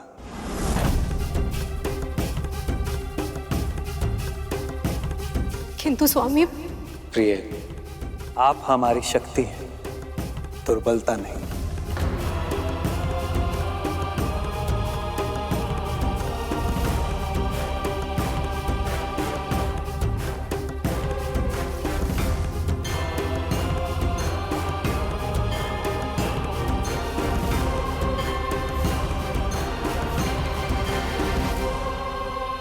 पता नहीं क्या छुपा है भविष्य के गर्भ में। क्या ऐसा कुछ नहीं हो सकता कि महादेव और देवी पार्वती, इन दोनों को अपने आप ही एक दूसरे का आभास हो जाए और स्वामी को कुछ करने की आवश्यकता ही ना पड़े?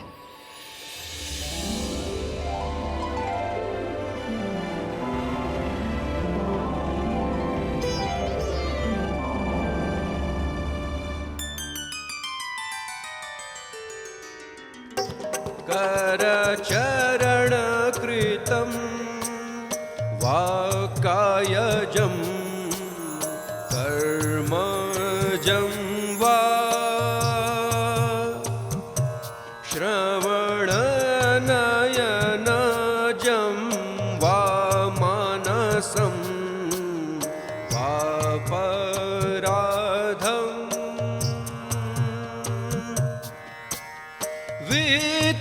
विहितं वा सर्वमेकश्मस्व। जय जय करुणा श्री महादेव शंभो। जय जय करुणाब्धे श्री महादेव शंभो।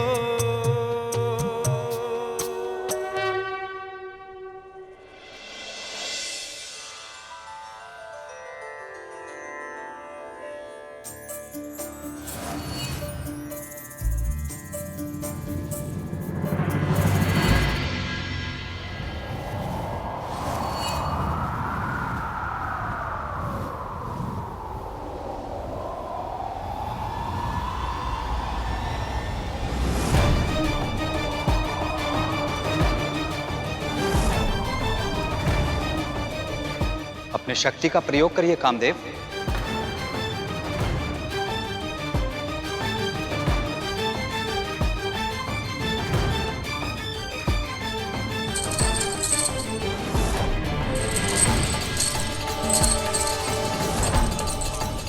मुझे नहीं पता जो मैं करने जा रहा हूं वह उचित है या अनुचित, परंतु ऐसी अवस्था में महादेव पर बाण चलाना कहीं अनर्थ को निमंत्रण देना न बन जाए।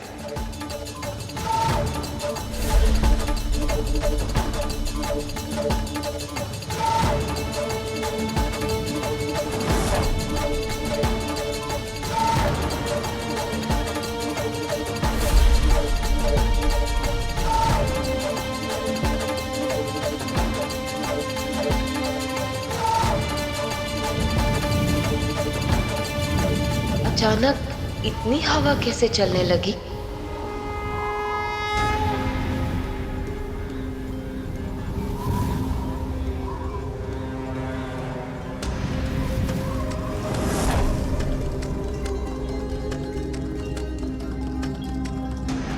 महादेव का ध्यान पूर्ण हुआ।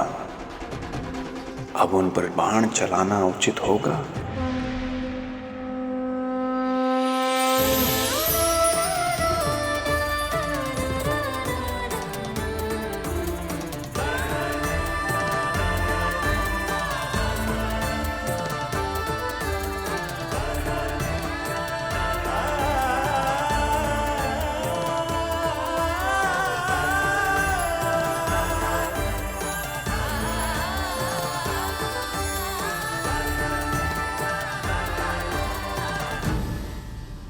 ये क्या, महादेव और माता ने एक दूसरे को देख लिया है, फिर भी ऐसे खड़े हैं जैसे एक दूसरे को जानते ही नहीं। लगता है प्रभु पर अभी बाण चलाना ही होगा, अन्यथा ये अवसर हाथ से निकल जाएगा।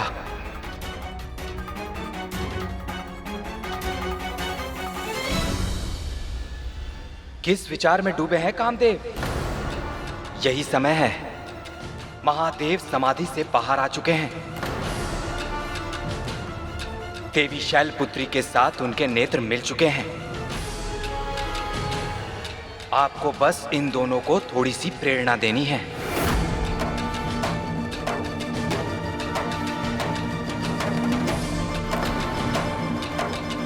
देवराज, ऐसे कैसे बाण चला सकता हूं मैं महादेव पर? स्वयं माता पार्वती ने और महादेव ने एक दूसरे को देख लिया है। अब मेरी प्रेरणा और इस बाण की कोई आवश्यकता नहीं। ये दोनों एक दूसरे को देख अवश्य लिए हैं, पर ध्यान से देखिए कामदेव, इनके हृदय गति में कोई परिवर्तन नहीं है। मन में कोई प्रेम का भाव नहीं है, आंखों में कोई पहचान नहीं है। आपके प्रेरणा के बिना ये अवसर भी व्यर्थ हो जाएगा कामदेव।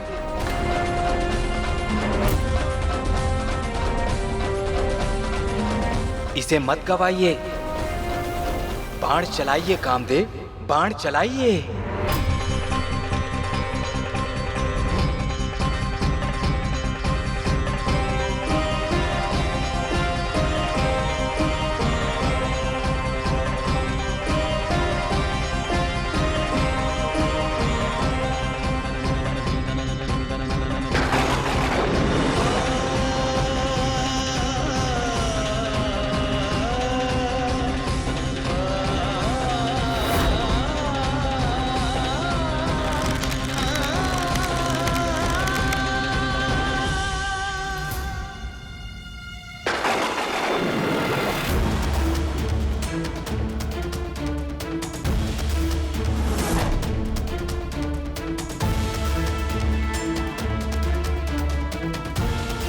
ये अवसर मत गवाइए।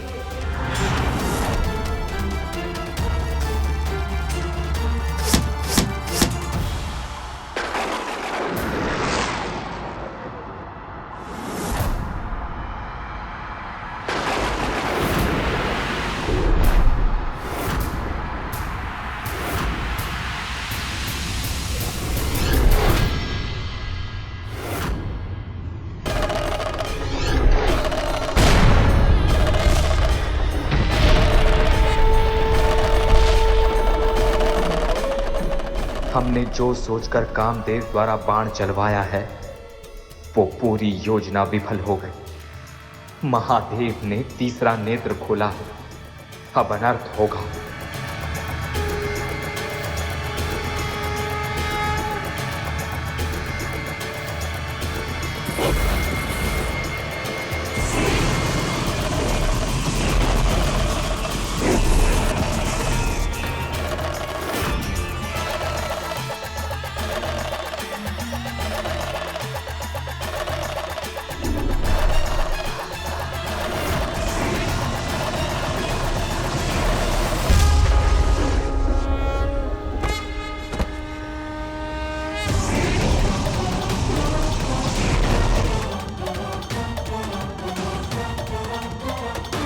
मन में विचित्र सी अशांति है। ऐसा प्रतीत हो रहा है जैसे कोई बहुत बड़ा अनिष्ट होने वाला है। जब तक हम आपके साथ हैं तब तक कोई अनिष्ट नहीं हो सकता।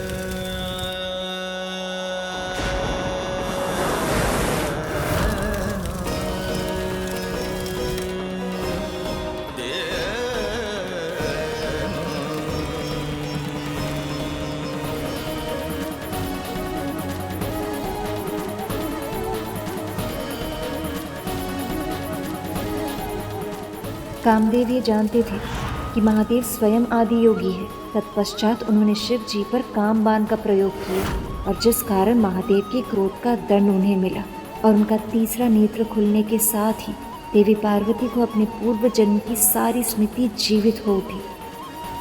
आप मेरे जीवन के अभिन्न अंग है महादेव। मैं आपको अपना पति परमेश्वर मान चुकी हूँ महादेव।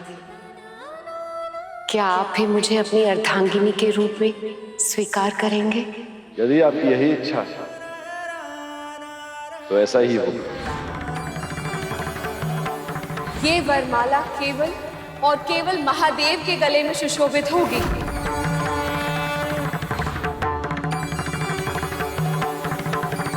तुम्हारे पति को मैंने स्वयं धर्म की अवहेलना करने के कारण इस यज्ञ से बहिष्कृत किया है। जिन प्रजापति ने शिव का अपमान किया है उनकी दी हुई ये देह एक श्राप, और इस श्राप के साथ मैं शिव की अर्धांगिनी बनने का सौभाग्य ग्रहण नहीं कर सकती। मैं ही सती हूँ, मेरा पुनर्जन्म है ये। और ये योगी जो मेरे सामने है ये और कोई नहीं, साक्षात प्रेम है मेरे पति, मेरे शिव। और इन्हीं से पुनः मिलन के लिए मेरा जन्म हुआ है।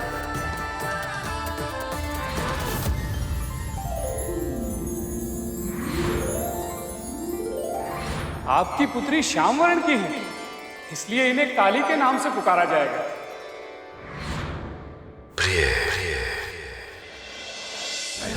सदा शिवम नमामि हे उमापति जय नीलकंठ जय अनंत नमोस्तुते नमोस्तुते।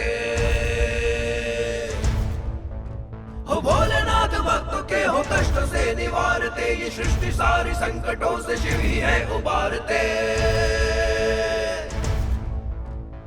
ओम नमः शिवाय, ओम नमः शिवाय। ये वो क्षण था जब महादेव को पार्वती में अपनी अर्धांगिनी आदि शक्ति सती का आभास हुआ और इस आभास के साथ ही उन्हें वो क्षण भी स्मरण हो उठे जिसके कारण सती उनसे दूर हुई। नियम अनुसार बिना बुलाए कहीं जाना नहीं चाहिए। इसीलिए मैं आपके साथ जाने के लिए हट नहीं करूंगी। आप मुझे भी मत रोकिए।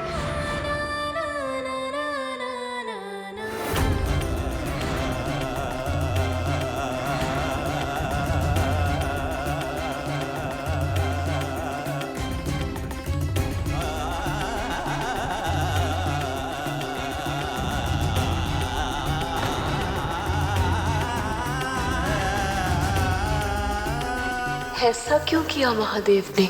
अपना मुख क्यों घुमा लिया? क्या इन्होंने अब तक मुझे क्षमा नहीं किया है? क्या अब तक मुझसे, अपनी प्रिय से क्रोधित है ये?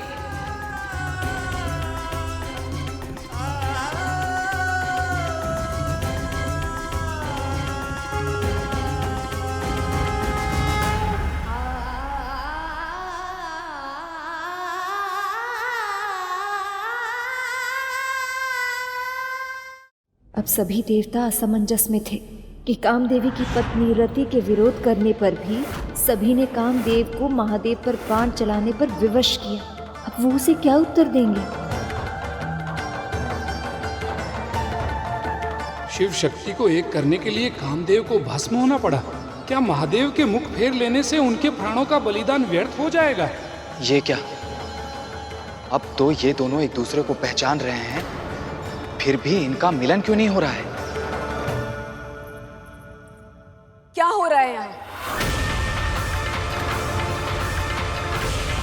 और कहाँ है मेरे पति? मेरे मन में ना जाने कैसे कैसे विचार आ रहे हैं। देवराज, कुछ तो कहिए।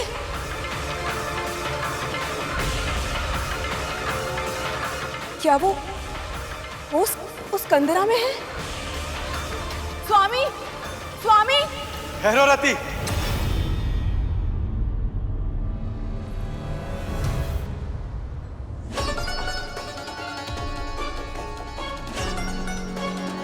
माँ लक्ष्मी,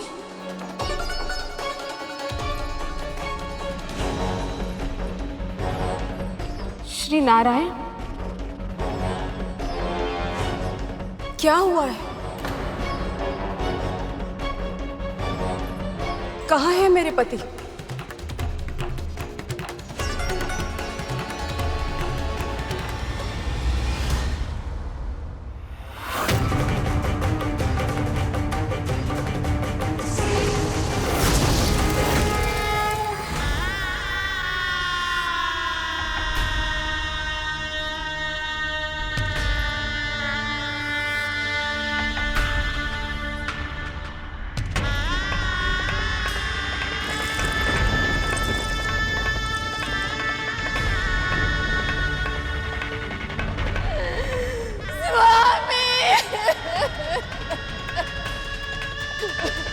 यदि महादेव पर अपने काम बाण का प्रयोग करके ये अपने कर्तव्य का पालन नहीं करेंगे तो स्वयं मैं इनके लिए संकट बन जाऊंगा।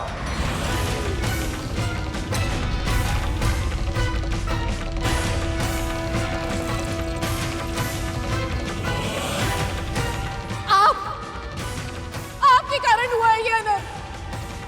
आप दोषी हैं इस सबके। मेरे स्वामी ने आपको मना किया था, लेकिन आपने उन्हें विवश किया था। तो फिर क्यों मेरे पति को ये दंड मिला? मौन क्यों है आप सब? ब्रह्मदेव, आप तो कुछ कहिए। जिस वर के कारण हम सबका जीवन श्राप बन गया है, वो वरदान आप ही ने दिया था ना तारकासुर को।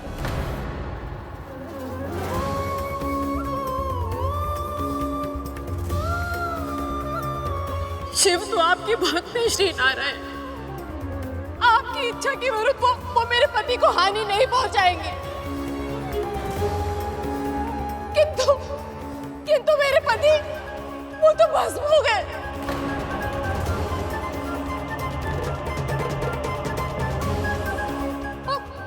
अब आप उन्हें पुनर्जीवित कीजिए प्रभु। उन्हें पुनर्जीवित कीजिए प्रभु।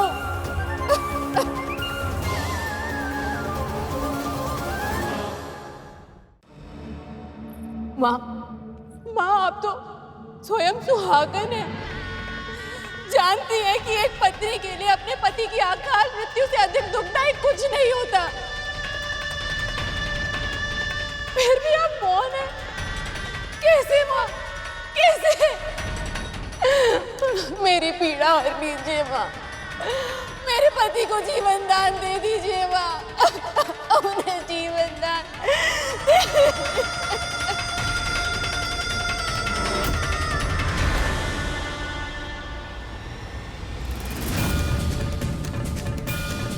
नहीं प्रिय, जिस पल की प्रतीक्षा थी वो निकट है। देवी पार्वती स्वयं को पहचान चुकी हैं। वो ये जान चुकी हैं कि वही आदिशक्ति, अब जो भी करना है वही करेंगी। क्या हुआ बहन जी, आप इतनी विचलित क्यों हो गई?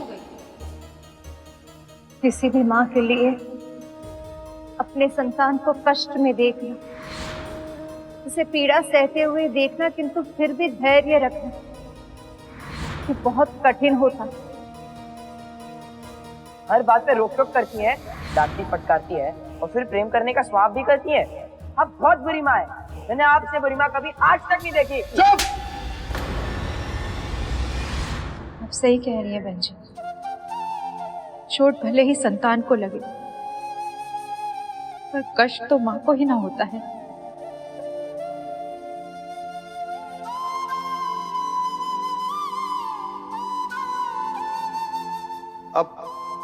आप कथा बहुत अच्छी सुनाती है बहन जी, भगवती की कृपा से। फिर आगे क्या हुआ? उस समय देवी पार्वती भी बहुत भावुक अनुभव कर रही थी। महादेव ने उन्हें देखने के बाद जो प्रतिक्रिया दी, उससे उनका हृदय टूट सा गया था। किंतु एक माँ चाहे कितने भी कष्ट में क्यों ना, जब वो अपने संतान का दुख देखती है वो अपने सारे कष्ट भूल जाती है। देवी पार्वती के साथ भी ऐसा ही कुछ हुआ।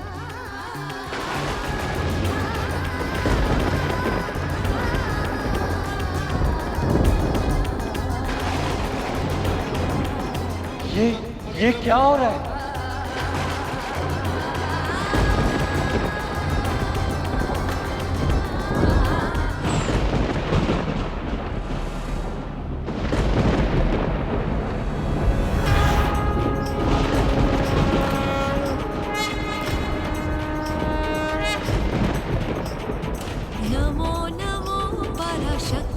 हे माता आदिशक्ति, नमो नमो महाशक्ति मां, नमो नमो पराशक्ति मां, नमो नमो महाशक्ति मां, खड्गधारिणी धर्मधारिणी, हम सबकी विनती सुनो।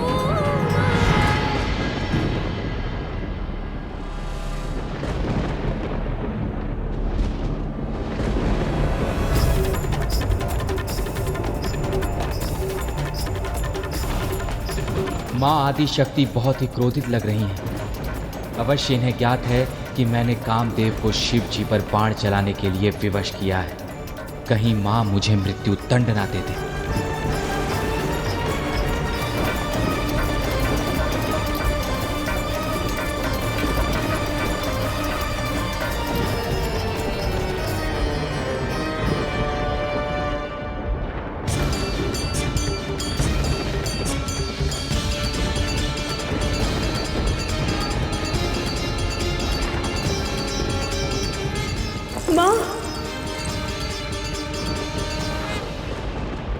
माँ, मुझ पे दया कीजिए, मुझ पे दया कीजिए।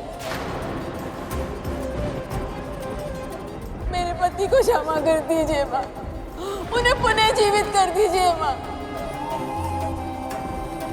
उन्होंने जो कुछ भी किया वो देवराज के विवश करने पर किया है माँ।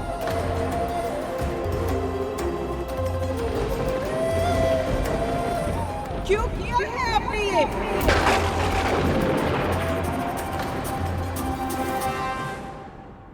क्या आप महादेव के तीसरे नेत्र के अर्थ को भी नहीं जानते?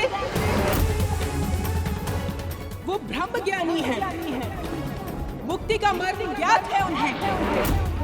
नियंत्रण के उच्चतम स्तर को प्राप्त कर चुके हैं वो। सभी इंद्रियां, सभी इच्छाएं उनके अधीन हैं।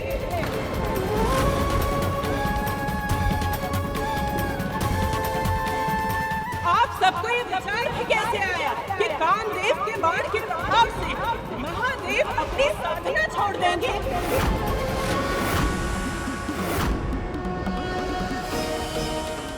क्या आप सबको इतना भी नहीं ज्ञान कि महादेव के मन में केवल उनकी शक्ति अर्थात मैं ही पहुंच सकती हूँ,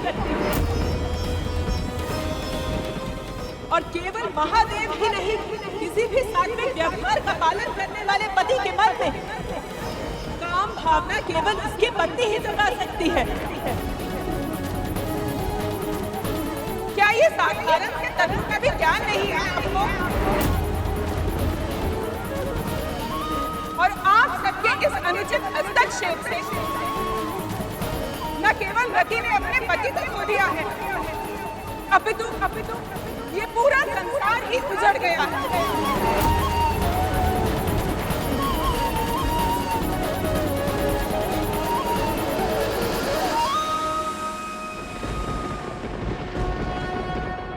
ये पृथ्वी प्रेम और काम से विहीन हो गई।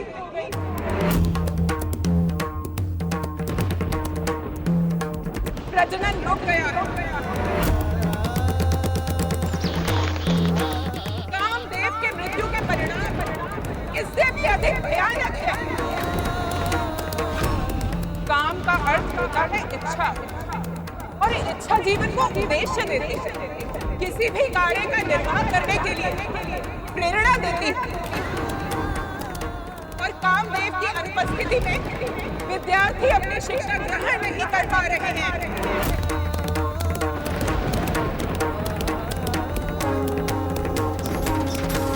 गृहस्थ किसी कार्य का निर्वाह नहीं कर पा रहे हैं।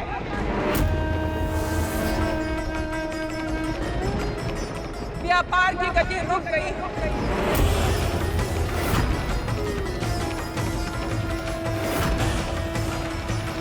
यहाँ तक कि वृद्ध जनमानस जीवन का उद्देश्य खो चुके हैं। सभी इच्छाओं के अभाव के कारण अब उन्हें अपने जीवन से भी कोई मोह नहीं रहा। यदि कामदेव इस संसार से विलुप्त हो गए तो इस संसार में इच्छाएं कभी जागृत नहीं हो पाएंगी। आप सबने इतनी बड़ी योजना बनाने से पूर्व ये विचार तक नहीं किया कि जिस संसार को बचाने के लिए अब कामदेव का प्रयोग कर रहे थे, वो संसार ही नहीं बचेगा।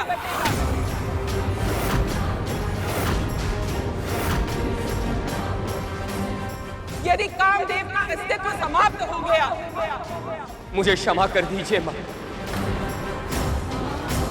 ये भूल मेरी है।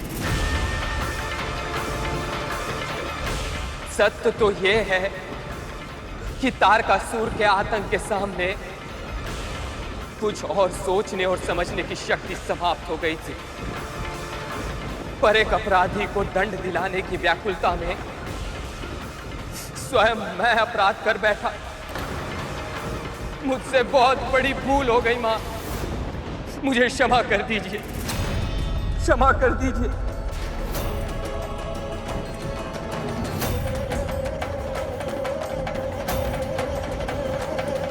मुझ पे दया कीजिए, मुझे मेरी पीड़ा से मुक्ति दे दीजिए, मुक्ति दे दीजिए मुझे।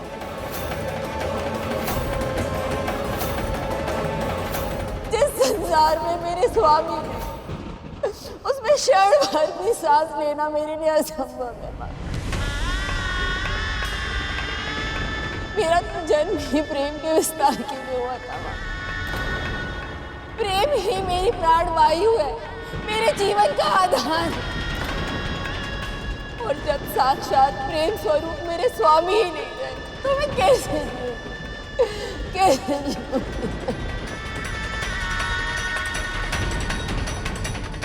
अपने पति से विरह कितनी पीड़ादायक होती है, ये आप से अधिक और कौन समझ सकता है।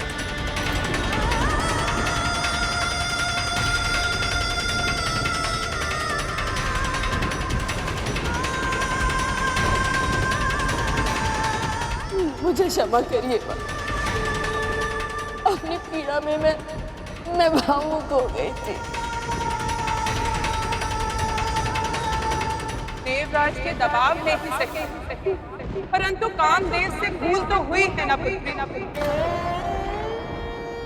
और एक बार यदि महादेव के तीसरे नेत्र से कोई भस्म हो गया तो उसे पुनः उसी स्वरूप में जीवन करना असंभव है।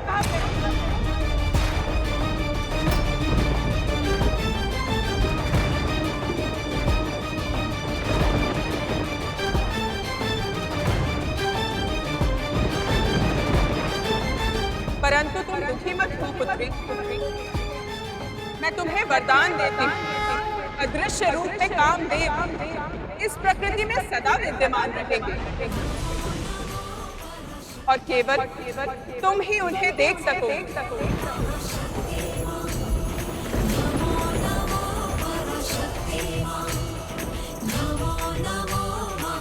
कुछ समय पश्चात द्वापर युग में जब नारायण श्री कृष्ण के रूप में जन्म लेंगे तो उनके पुत्र प्रद्युम्न के रूप में तुम अपने पति को पुनः प्राप्त करोगे देह के साथ।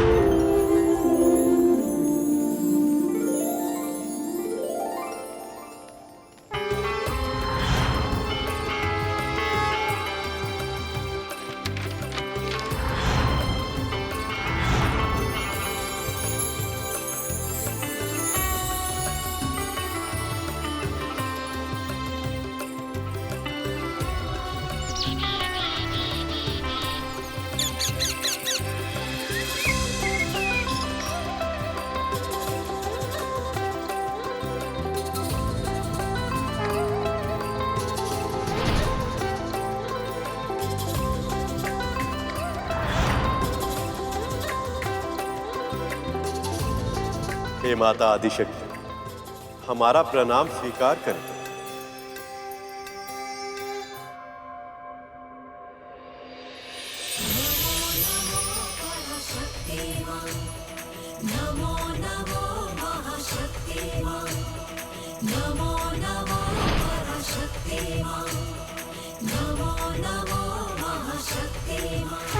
और अब क्या आज्ञा है माँ?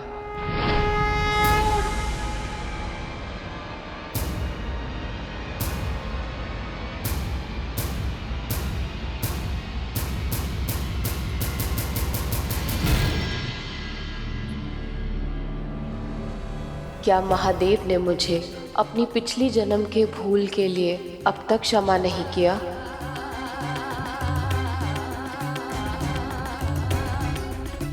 मुझे पहचान लिया था उन्होंने, फिर भी यदि वो मुझसे दूर रहना चाहते हैं तो एक बार फिर मैं उनकी इच्छा का विरोध कैसे कर सकती हूँ?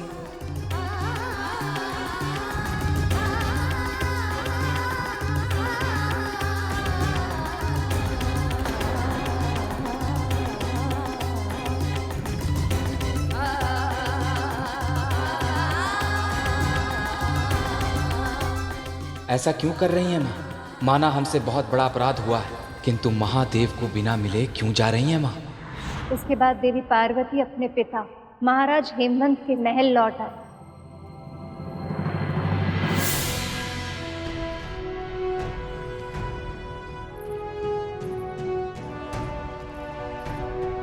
पुत्री, किंतु उनका हृदय अभी भी कंदरा में ही था। महादेव को देखने के बाद, अपने प्रिय को पहचानने के बाद उनसे वियोग और भी कठिन हो गया था। यहाँ देवी पार्वती के मन के सागर में ऊंची ऊंची लहरें उठ रही थी और दूसरी ओर देवता चिंतित थे। महादेव और देवी पार्वती को मिलाने के उनके सारे प्रयास विफल हो गए थे और वहां तारकासुर का आतंक बढ़ते ही जा रहा था। ऐसी स्थिति में आगे का मार्ग जाने की इच्छा रखकर वो प्रभु विष्णु के पास गए। महादेव और मां पार्वती का योग कराने के हमारे सभी प्रयास असफल हो गए हैं प्रभु। आप तो सब जानते हैं, जब तक उनका मिलन नहीं होगा वो पुत्र उत्पन्न नहीं हो पाएगा जो तारकासुर का वध करने में सक्षम हो। अब तो आप ही कोई मार्ग दिखाइए प्रभु, क्या करना चाहिए हमें? ऐसे में हम प्रार्थना के अतिरिक्त और कुछ नहीं कर सकते हैं देवराज। अब केवल एक ही मार्ग है जिसका अनुसरण करके महादेव को समाधि से बाहर लाया जा सकता है, और वो है भक्ति का मार्ग।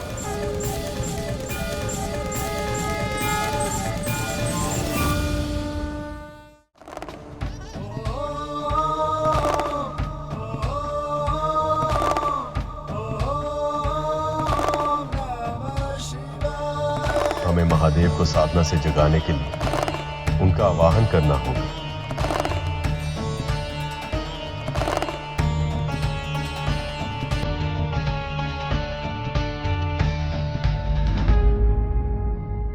कब?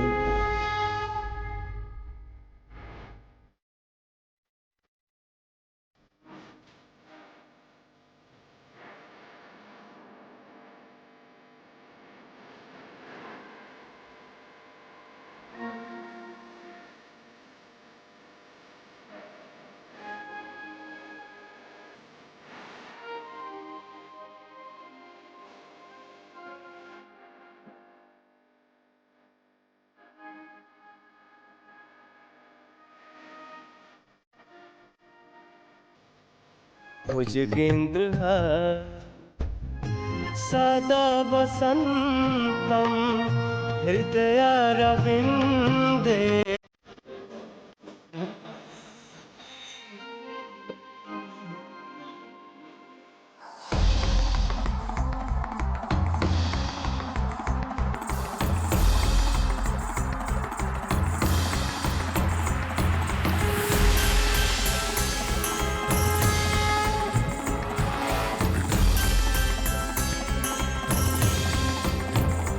मैं आपकी पीड़ा से अवगत, किंतु हम आपके लिए कुछ विनती लेकर आए।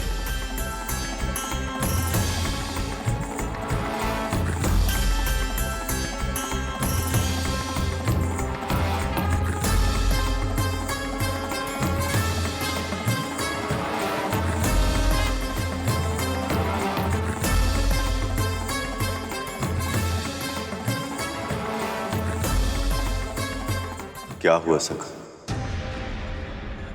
देवी पार्वती तो देवी सती का ही अवतार है, ये जानकर भी आप उनसे विमुख। दुख का वास्तविक कारण है मोह, ये तो आप भली भांति जानते हैं सखा। मुझे सती रूप से इतना मोह हो गया था कि मैं अपने आप पर नियंत्रण ही खो बैठा था।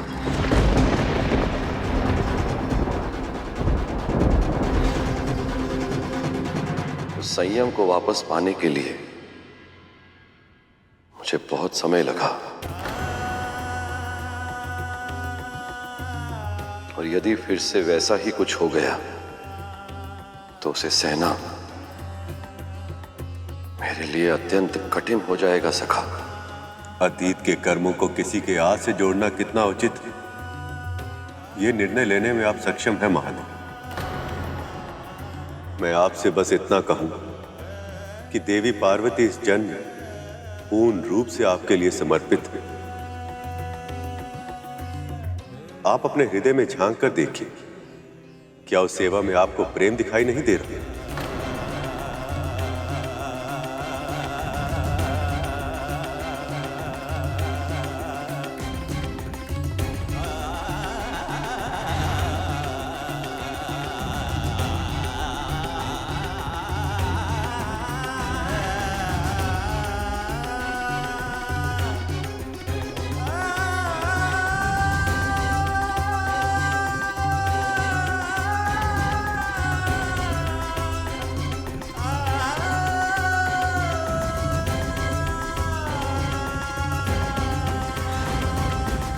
सत्य कह रहे हैं सखा।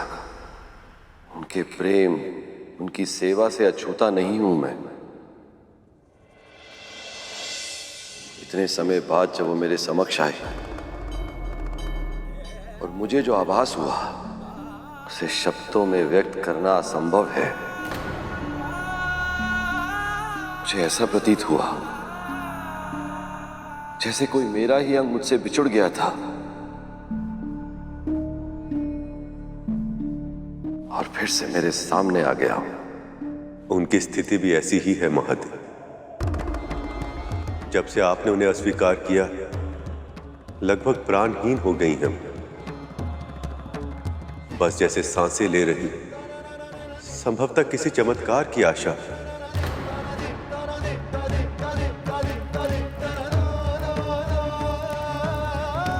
आप दोनों का एक होना नियति है।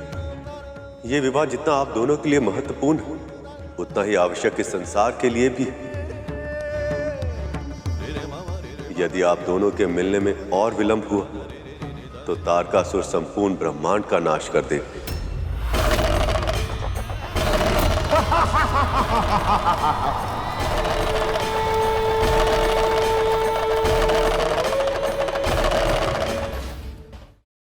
पक्षीराज गरुड़ के साहस भरे कारनामे देखने के लिए चैनल को सब्सक्राइब करें और साथ ही बेल आइकॉन दबाना न भूलें।